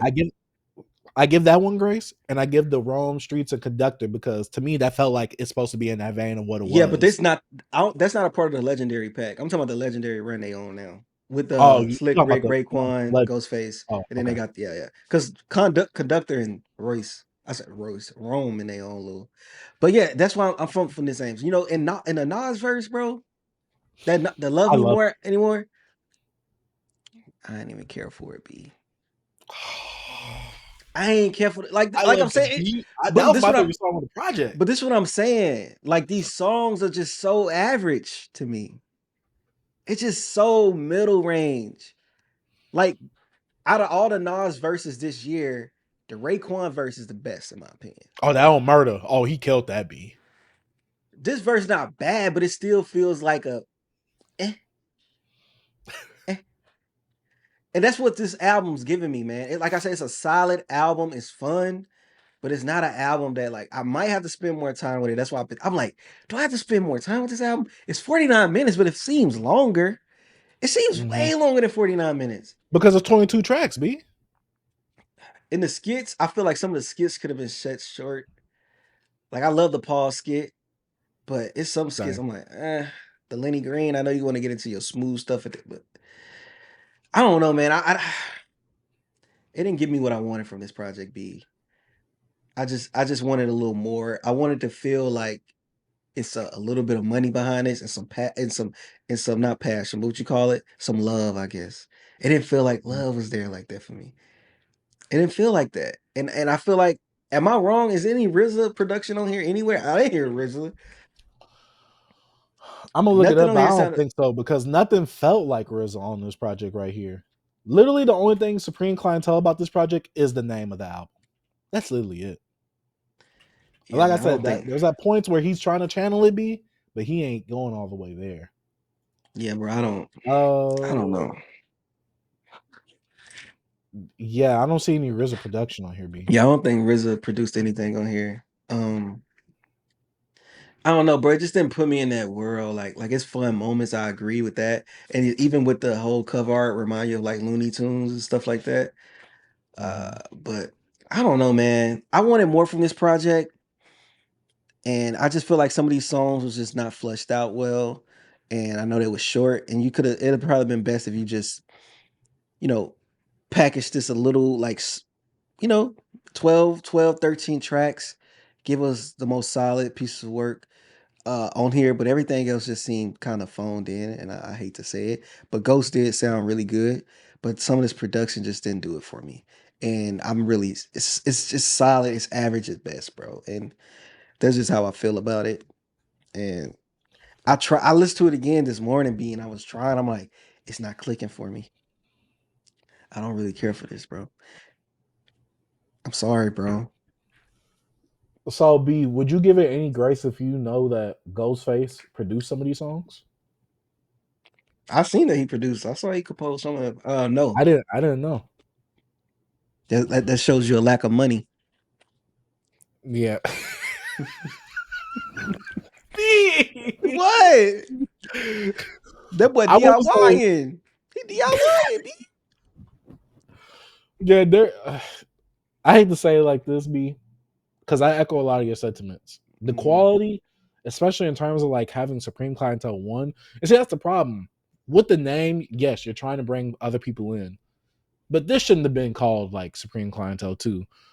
Raekwon wasn't calling that album Emperor's New Clothes Cuban Links 3. Because B, that would have sorely disappointed if he did that. I think, and the thing is, Ghost has said before, I'm not trying to rap like that again. So then why would you sequel an album where you was rapping like that? And you know the expectations and standards that you're setting on yourself by naming it by the same vein. Facts. And then you know what energy you're trying to bring in. This should have been like the Emperor's New Clothes, but like the DLC version of it. Because like I said, a lot of this production was in a similar vein to what was happening on that album. You could have easily put Raekwon on this production, and it would have sounded like what he was doing on the Emperor's New Clothes. Like, yes, there's some differences. Obviously, they're not sounding one-to-one unique. But in terms of the production style, it's very similar in that vein to where it's like, it's not as gritty or as like in that same vein that we've gotten from previous projects from those artists right there. This Mass Appeal run, I don't know what's up with the Legends. I already said my qualms with Slick Rick. I enjoyed the Raekwon, but I already knew that acknowledged that a lot of people ain't gonna like this. This is probably going to be in that same. I really like this project, but that's because I like it because it's a fun project. But as a Supreme Clientele 2 project, yeah. But I liked it though because it's fun. Like if the name would have been a different name, I would have been better off with the album.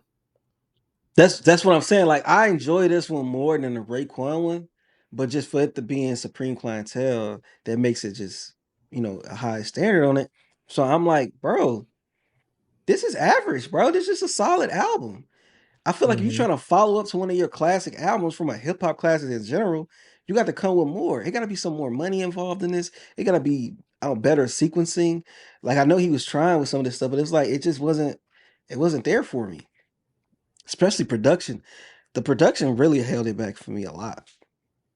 For me, it wasn't. It was sounding dusty. Let's bring it back to Staten Island. Pew, pew, pew, pew. Get out of here, bro. Why y'all merging them beats? I do not like that beat. I like the Mighty Healthy beat, the original.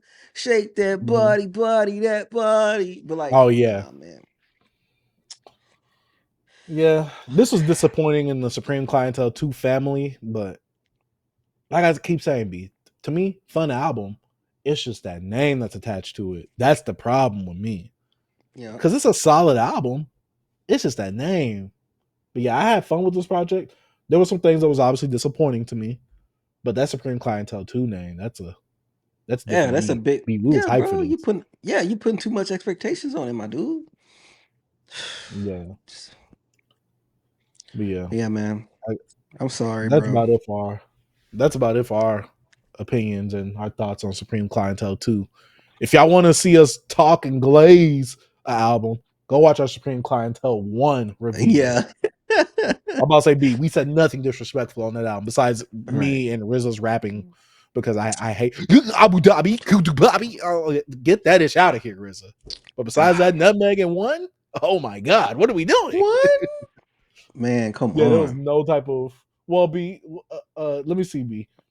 Remember that one guy we reviewed that he sampled one in one of his songs? Did you like that song more than all the songs on here? The guy that you said What sounds guy? like AI. We reviewed him. He's like, Oh yeah. Oh yeah, man. No. I'm sticking with this. No. Get him out of here. Get him out of here, bro. What happened to that Oh, dude? man. Where is he? He usually putting out a lot of stuff. I don't see nobody talking about that nigga because he ain't nobody. Oh man. But yeah. Y'all let us know what y'all think about Supreme Clientele too. Did Ghost disappoint you? Or was he sounding hungry? Hungrier than usual? Let us know in the comment section down below. Let's go ahead and talk about this Dave Blunt's 50 Cent disc, B. B, how'd you feel Hey, about this, B? the Was it highlight. necessary? Hold up, bro. Did he pissed on your fucking baby mama? Did he pissed on your dirty baby mama? Bro, this is one of the best diss tracks that came out this year, bro. Probably the Hey, I don't care about none of that Joey, West Coast. Ray One, all them dudes over there. Casanet, whatever his name was. Uh-huh. Dave Blunt's. Dave Blunt showed these boys how you diss. You go low, he go lower, bro. This man don't care. He's the biggest man in rap right now. Pun intended. Ain't you no puns. But look, bro, this is so funny, B. Like, yes, if we talking about diss tracks, is it good? No. But it's fun. And it's hilarious. One thing about Dave Blunt, what he do, bro, he don't care what he say. And then he's singing it. Bro sounded like Juice WRLD. Bro said, I could go for 8 hours. Don't let me get started on power. Oh no, bro. It was just so funny, bro. And then he was talking about how he heard his baby mama eat feces. Like, cause she actually ate somebody's poop or something. It was something like that. I was like, bro, yeah, bro. She's nasty, yo. She's dirty. That's why Yeah, I said thought he yo was putting a dirty. little extra sauce on it. Nah, bro. That P unit. Come on, B. He said people don't want to diss him. Hey, B, I love Dave Blunt to make a diss about the BBC, bro. Come on, man. Be our theme song, the intro. But nah, bro, I actually enjoyed this. I don't know. I know people been laughing, and I see that he came out with his girlfriend. She been kissing all on him. Yo, Dave Blunt, bro. I gotta give it to you, bro. What you think about it, BD? What you think about it? B. To me, Dave Blunt's, he's a character, man. This dude is funny. He's young, he's full of energy, he's charismatic, and oh my God, he does not give a F. B, what'd you say? They go low, he goes lower. B, hey B, at 1 second he had to use that inhaler, and then he started going spazzing out. B, he was in jail. B, he was talking about all the series, talking about how Yo did a Thieves movie. He said, "I'm going to throw that in the trash." He said that movie was ass. He talked about that movie where somebody said lost all that weight. We talked about this on the old podcast. Yeah. How it took $7 million to make, but it only made $3 million. That's a bad feeling. Did he piss on your baby mama? Was you hurting? Then he tried to do the In the Club parody. He was trying to hang from upside down. He had the wires connected to him. He had those girls around him. He had girls around him talking about how he's gonna pee on 50 Cent. He said, I need to pee. Let me call your baby mama. No, bro, it's so funny, bro. I was like, yo, this is hilarious. It was so crazy how like nobody on the timeline was actually talking about the lyrics mostly. And he talking about how fat he was. I'm like, I'm like, listen to what he's saying, y'all. He's wilder, yo. And then like when the full song came out, I had to check it out because I'm like, everybody just talking about the Diddy pissed on your baby mama part. I'm like, yo, the full video out. I gotta check this out. And I was in the bed showing my wife. I was in literal tears, B. I was crying. Bro. He was just like, nobody want to. Hey, he do this and stuff because he say whatever he wants. Bro was just going in. And the question I really want to ask the people out there and ask you, B, Do 50 Cent responds? Because I don't think I seen 50 Cent say anything on Twitter. I mean, on Instagram. None of his stories, nothing that's in his posts. Usually he go at people, but it seems like I don't know, did Dave Blunts hit a string with 50 Cent? Because the biggest troll in hip hop haven't said anything to Dave Blunt since Dave Blunt's released and unleashed on 50 Cent's baby mama and himself. I just will he say something? He not gonna diss him. I don't think he gonna rap back to him. But He gonna make some meme about him. What he gonna do? He's gonna do some whack Instagram post where he's gonna put a side by side of Dave Blunt and probably Jabba the Hutt and say like, "Oh, this is really who's dissing me or whatever."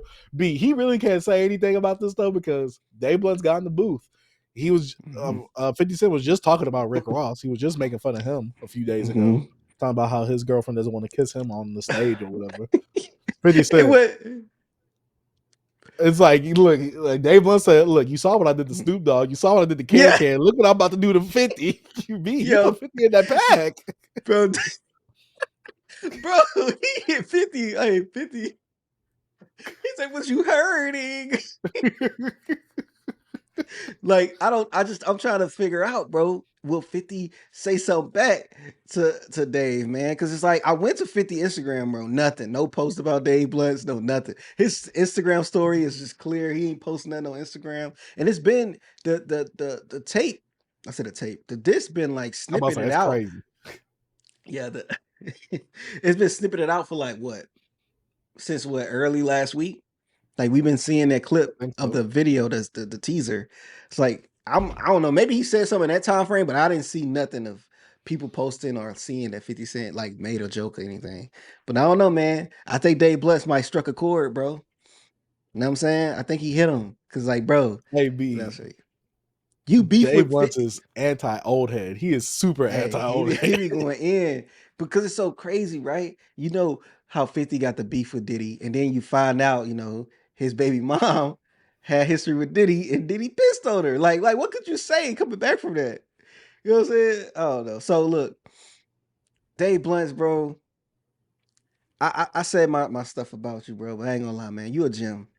You a gem, bro. Like, you make funny hooks. Like, you're hilarious. Like, you say what you want. You know what I'm saying? Good or bad. I don't know, man. I think I rock with Dave Blunts after this, B. I'm sorry. I think I'm going to listen to all his music. No, I'm just saying. I'm just sorry, man. Like, cause he said some stuff that I'm like, bro, don't chill out, bro. Don't say that. But like with this right here, I salute that young man. I salute you, bro. Young old head. He's ushering in the young head B. Yeah, man. He wasn't scared to get in the booth and rap. Cause he's like, what else you gonna? Everything about me out. I'm fat. Like, that's what you gonna say? Literally. Look, everything about him is out. Cause yeah, it's nothing you can say about Dave Blunts than like, bro, did he pissed on your baby mama? Like, he used her face as a toilet seat. Like, what else could you say to a man that we all know is true too? It was all in those court proceedings, man. It's all in that paperwork. Hey, B, find the paperwork or the proof of the trial then. Hey, we ain't got to. It's already there. I don't know, bro. I just thought this was whole hilarious, bro. The timeline was in a frenzy when the snippet came out. I don't know. I just wanted, it was just some fun to talk about, man. Shout out Dave Blunts, 50 Cent, man. Come on, bro. You need to get in the booth, man, make a funny Instagram post. 50 Cent was already falling off once Curtis came out, and he's falling off since. There ain't no need, hey, B, he gonna need some writers for real if he want to get at Dave Blunts. He needs some writers. You talked about hip hop needs some writers. He definitely gonna need some people. 50 gonna need some. Yeah, but it's like, what can you say to Dave Blunts that hasn't already been said on social media? Mm-hmm. Yeah, it's hard. Yeah. But nah, shout out Dave Blunts, man. About this Dave Blunts diss, man. The most vicious diss. Come on, man. Hey, this what's called Hey Curtis. Hey Curtis versus Not Like Us. Which one the most vicious? I think that Hey Curtis one is more vicious. He's talking about, look, B, remember when you can't talk about people's women in your music. You can't talk about the women. Dave Blunt fully made a song about that woman. Bro, I think Dave Blunt will talk about your kids. Oh, he called Oh that yeah, nigga a no. deadbeat too. Remember? He's like, you a deadbeat. Yeah, he's talking about. Come on, I can't forget. He called 50 Cent a deadbeat because 50 beef with his son. It's like, bro, you a deadbeat. Like, But B, you know who should respond to this? who? The son. Today How you gonna Blunts? talk about my mama like that? Oh, Be his son a real. kid. This the other baby mama. It ain't the oldest kid. Oh, I'm about to say because you gotta get in the yeah. move, B. Imagine growing Nah. up and people just singing that to you at school, B. That's crazy. Oh, they will when he get older. Did he pissed on your mama? Oh, he gonna get His it. son gotta get in the booth, B. He gotta sharpen them skills. Hey, facts. Hey man, that's what you gotta watch your digital footprint out here. You know what I'm saying? You got to, bro.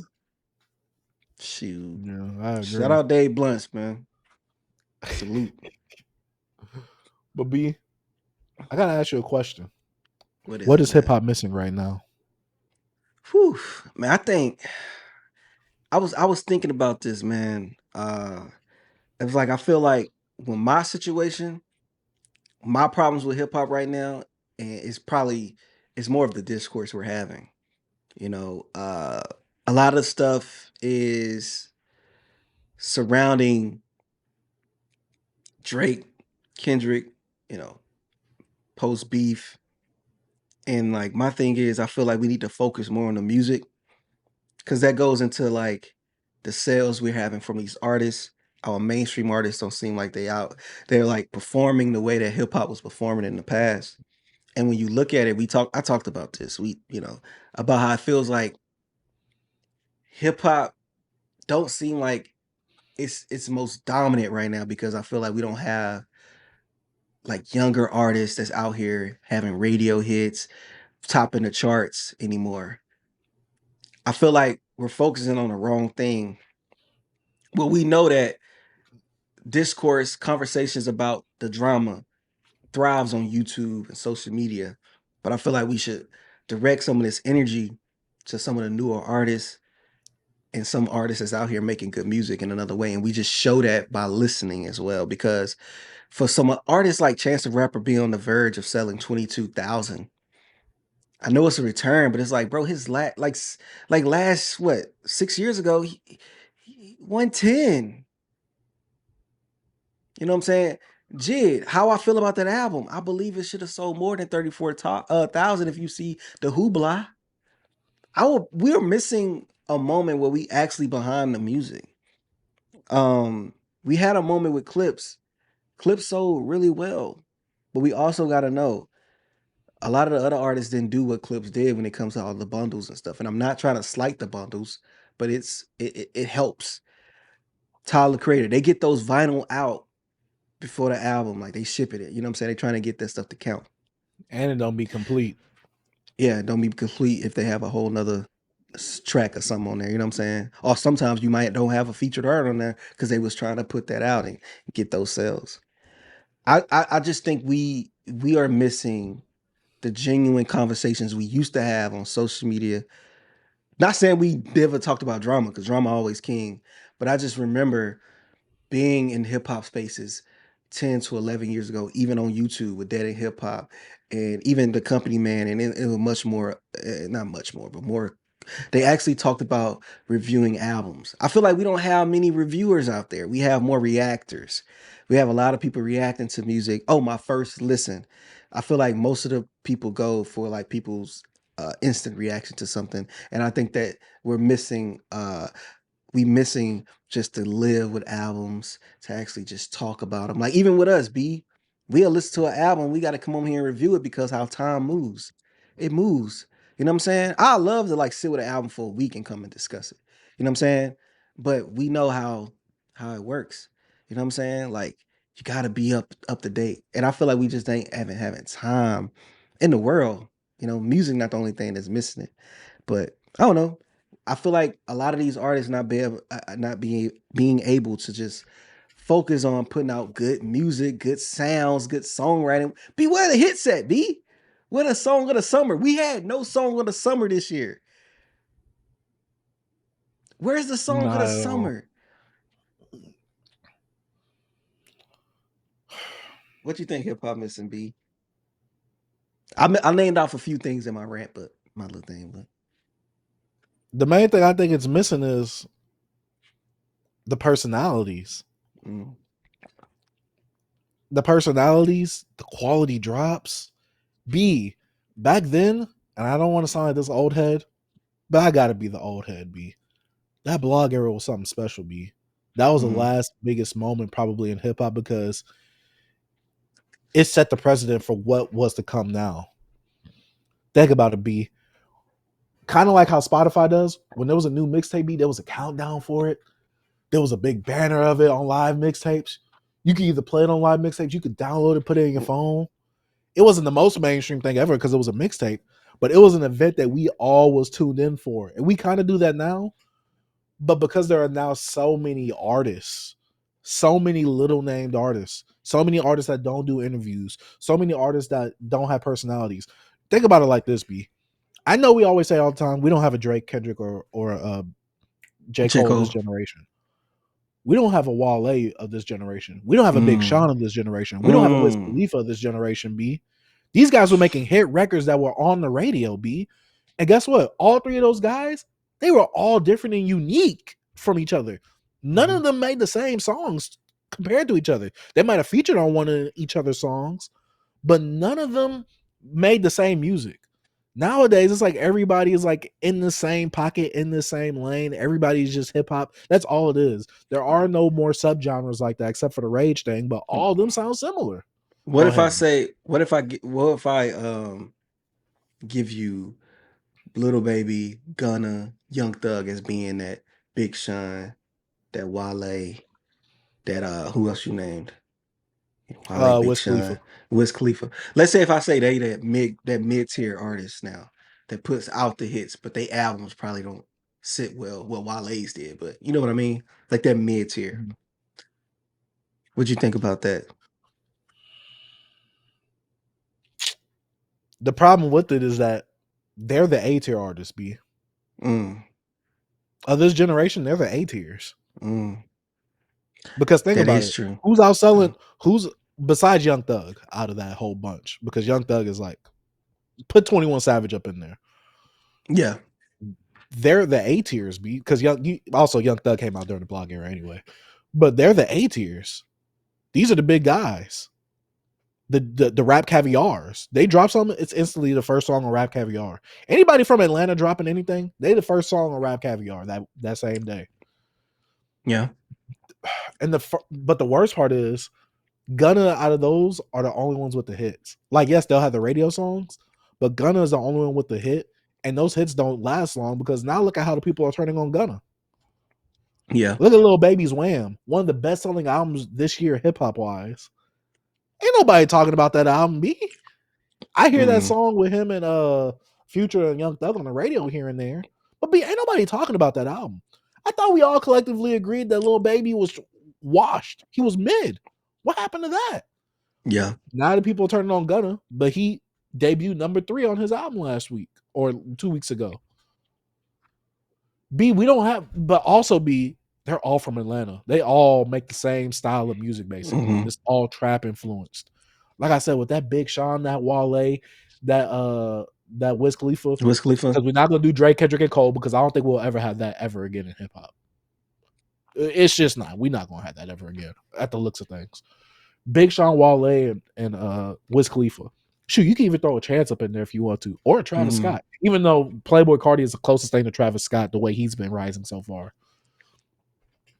We don't have those guys that are making the consistent hits on the radios. Like, yeah, we might make fun of them, but we had Wale, the Lover Boy, making songs like Bed. He was still able to get on trap anthems like No Hands. He was able to be on Rick Ross's MMG label. Look at Wiz Khalifa. He had that one little sector, but he still had that mainstream success like Work Hard, Play Hard, Get On My Level, Black and Yellow, I Roll Up. He had those popular hits. Big Sean, we make fun of him all the time. He had that song Dance. He had Marvin Gaye and Chardonnay.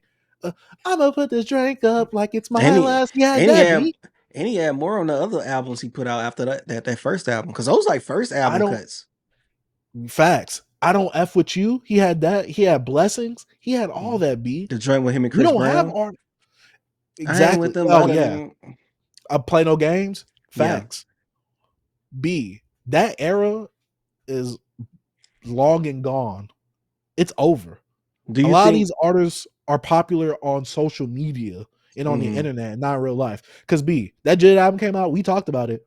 My girl doesn't even know who Jid is. right? I had to tell her the guy that made that song with the ceiling challenge.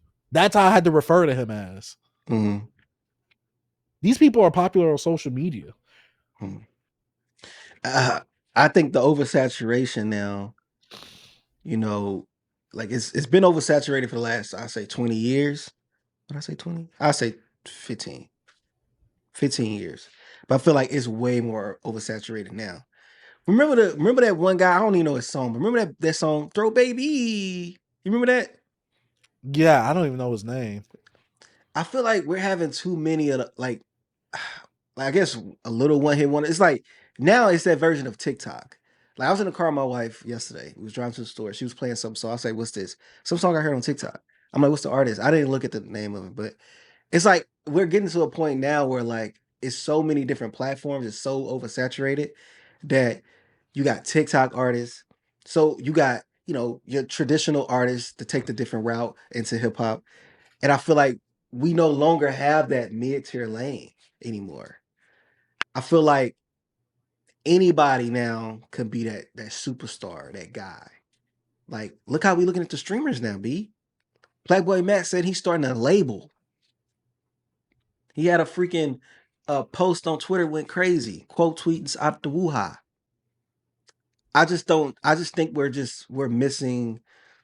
I think we lost it. I don't even think we missing it. We lost it. It's gone. But I think that's just with the world, just how fast and rapidly technology is growing and changing. And it is being with hip hop, it's the easiest to get into.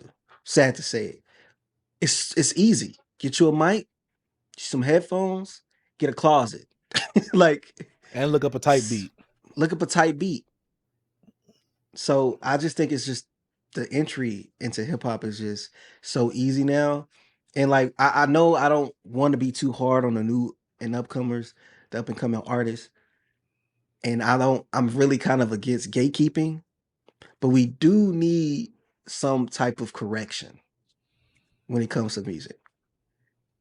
I feel like make niggas pay sometimes to upload on SoundCloud. Don't give them 180 minutes. You know what I'm saying?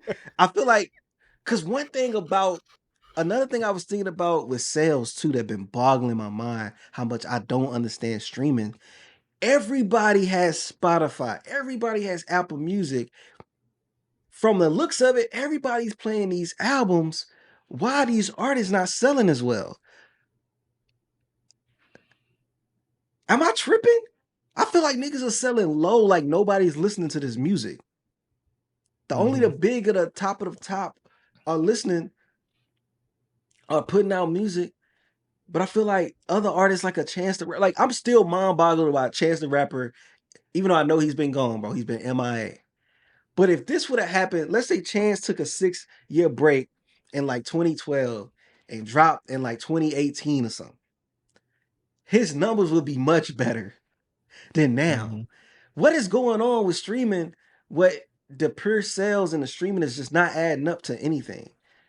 I don't know, it's just weird. And it's making me look like is people out here really listening to hip hop or it's just our bubble and are people actually listening to the music? I Because think it's our without them, bumblebee. yeah. No, keep going. I'm saying is people is actually listening to the music and it's really out there and these people already had names. Why nobody's going back? Who are they listening to now? Is it the BigXthaPlugs, B? Look what NBA YoungBoy used to be like. Even though I blame a lot on NBA YoungBoy with his criminal past and his doing the being locked up, but like some of his fan base has grown up. But you see that how what his albums is doing? He put out another album I heard with DJ Khaled, right? Am The I bugging? mixtape. Nobody talked about it. I didn't know nothing about it. What's the other one named Massa? Crazy name. Sold like 10 bands or something. I could be totally wrong and off on that, but it was low. I'm just really confused about what's going on with the numbers, bro. Are It's they like just there's an stream? inflation happening. There has to Uh-huh. be some type of inflation happening, B, because B, I'm the same fan of certain artists that I was back then. I think the thing is though, we're not sitting with these albums like we used to anymore. There's so much that comes out each week that it's like, okay, boom, I listen to this album X amount of times. I gotta listen to the next thing. I want to be part of the zeitgeist. I want to be part of the what's happening now. Chance, you was right. It was a big artist at one point. B, Chance dropped. I didn't see nobody talking about that Chance album on my timeline. Not a single soul. B, your tweet was the only one I seen about that Chance album. FD made a video about Chance. That might boost it a little bit, maybe. But B, nobody was talking about that Chance album. Really good album. One of the tops of this year. I listened to it I yesterday. agree. I Good, like wasn't it? I'm trying to, because you're right. We move on. Off to another album. 10 albums dropping a freaking Friday. It's hard to keep up with. You want to move on to the next project. You're not digesting these albums enough. And it's making it feel like they're saying 2025 is a great year or whatever. It's not. Musically, it's hard to digest all these things because like you could go back to an album like, dang, I don't really like it like that. I took a break from Clips. I played Clips a lot when it came out July, but I haven't listened to it I haven't listened to it this month at all. I took a break. I like to take a break from some albums I played a lot. I'm gonna have to go back to it to see how I feel about it. We're gonna talk about it at the end of the year. But we're not sticking with these albums no more. And I think that's a problem. But I know it seems like musicians now are more content creators than anything.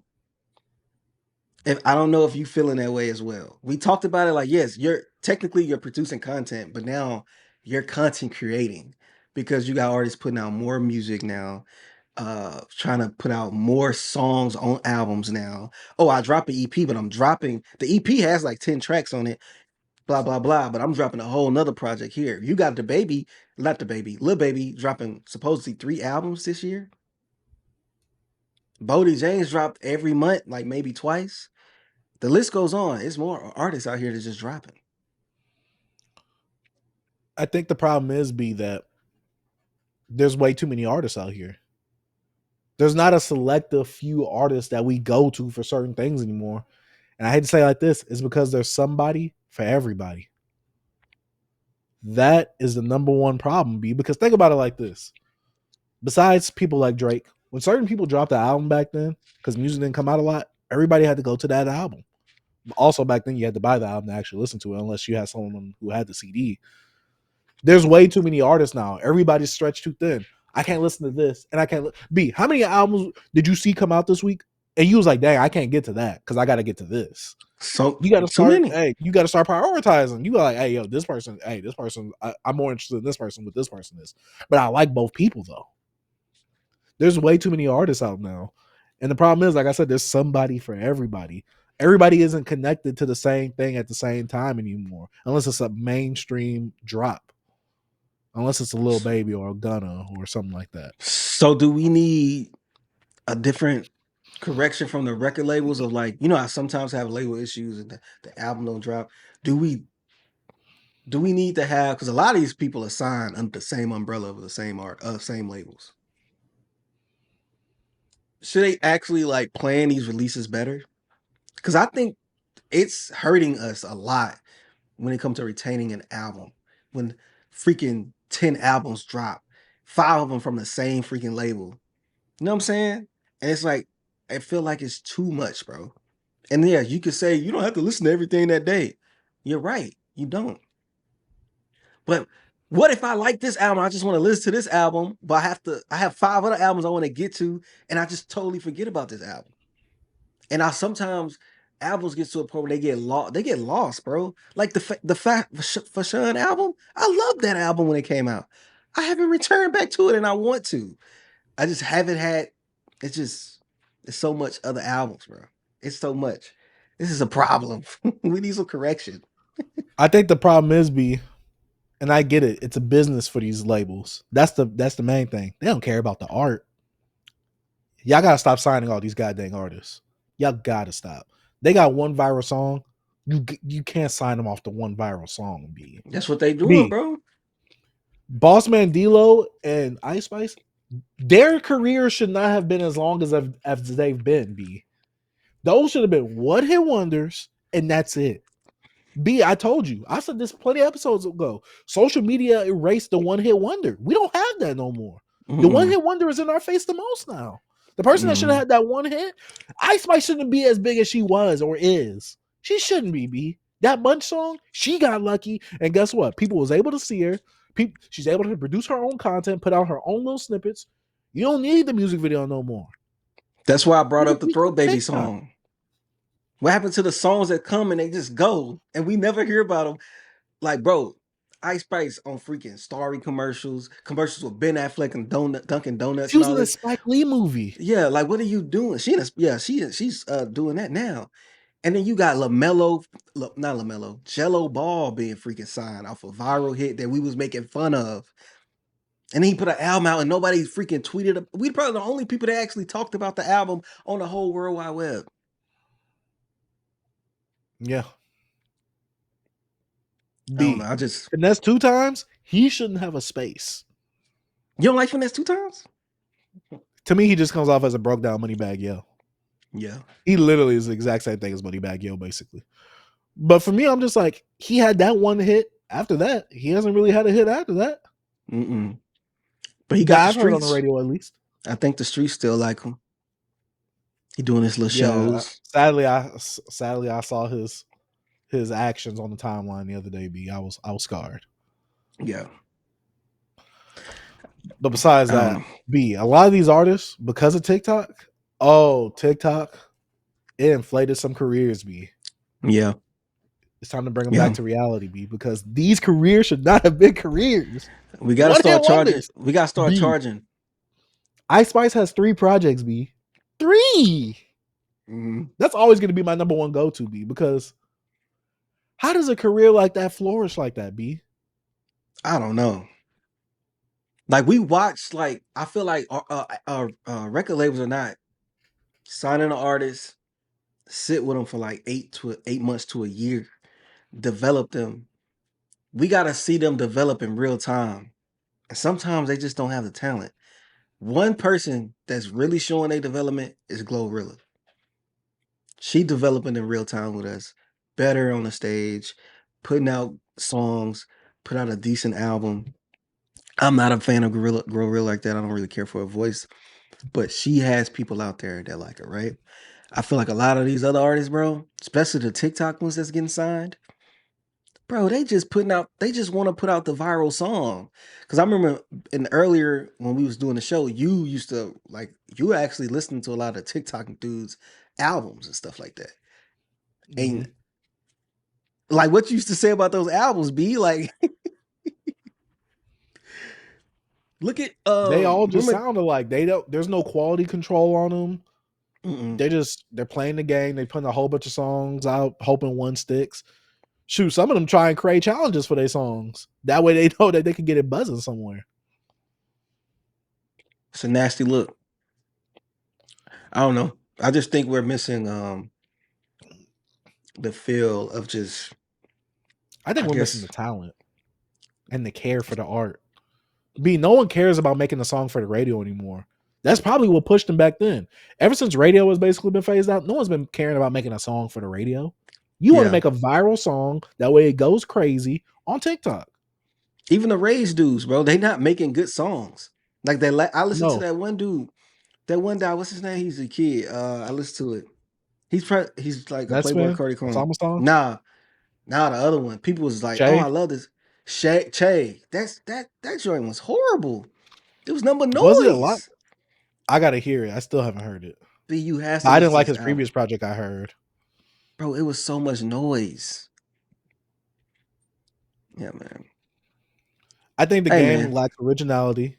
It lacks individuality. It lacks the star power, B. But also, we have way too much access for everything.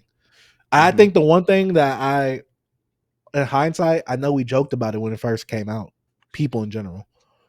Quality Control did the one thing that I'm pretty sure labels don't do now. And they told Young Miami, sit down. You're not doing anything different that you've done before. So we're not releasing your music. Right. They actually controlled the quality. Labels ain't Mhm. doing that now. Oh, you want to put out a song? Go ahead. Make sure you make a challenge for that. We're gonna find some creators to make a dance challenge for that. No one's controlling the quality anymore, B. They It's signing like everybody that has a viral hit. which I know like nothing is organic, but now it's like so painfully honest that none of this is organic. You get what I mean? Like even with the Doechii stuff, right? People felt like that was a force, but at least with Doechii had talent, well, not had, she got Yeah. talent. You know what I'm saying? So the force of Ice Spice was like crazy. I don't see why people wasn't up. I feel like Doechii got more hate than Ice Spice should have got. If to be honest, I feel like Doechii has the talent, the dancing, the singing, the rapping, the performing. And The it felt like songwriting. she got so much hate. And it felt like Ice Spice didn't. And I'm not trying to bring colorism in it, because if I bring this up, if this was a thing, people will bring that up as well. But I don't know, man. I feel like Ice Spice got she got hate. I'm not gonna lie, she got hate, but it wasn't on the levels of Doechii hate. That's Doechii because was it's getting pretty privilege. I don't think it's colorism. I think this is pretty privilege in this case. Ice Spice not even. She just got a little doink back there, but you know what I'm And saying, she got exactly, whack. B. And guess what? What was her signature move back then? She gonna shake that You tootie, know, yeah, exactly, B. That's a signature move. That's what bro. She'll captures just people's eyes. stop. Hey, She'll everybody, stop, we're waiting for the OF. bro. She'll just she'll just stop rapping and just start twerking. It's crazy, bro. Like that Coily Ray, whatever on her cipher. Oh yeah.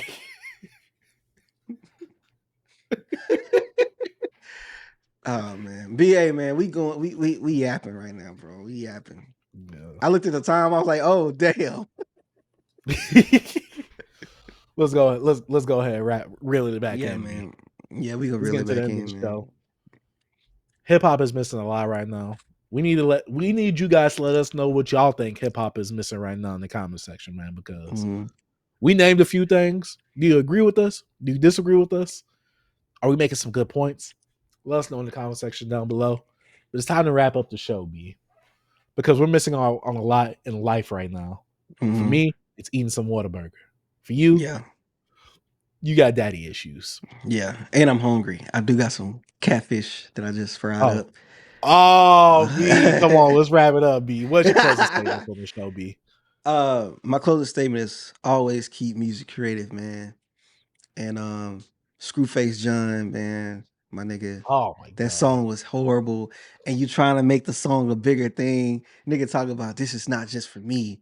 This is for the creators out there, for hip hop, for man, get out of here, bro. Nigga, you was a Drake stan, OVO hoodie and all, nigga. You was being objective at first in the diss, in the back and forth, the beef, and now you just totally F Drake. Nigga's a loser. I shouldn't have brought this up. But anyways, it just popped up in my head.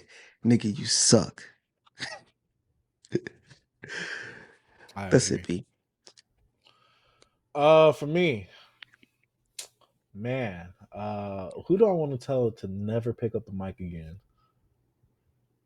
I'm gonna stall him out this one last time, B.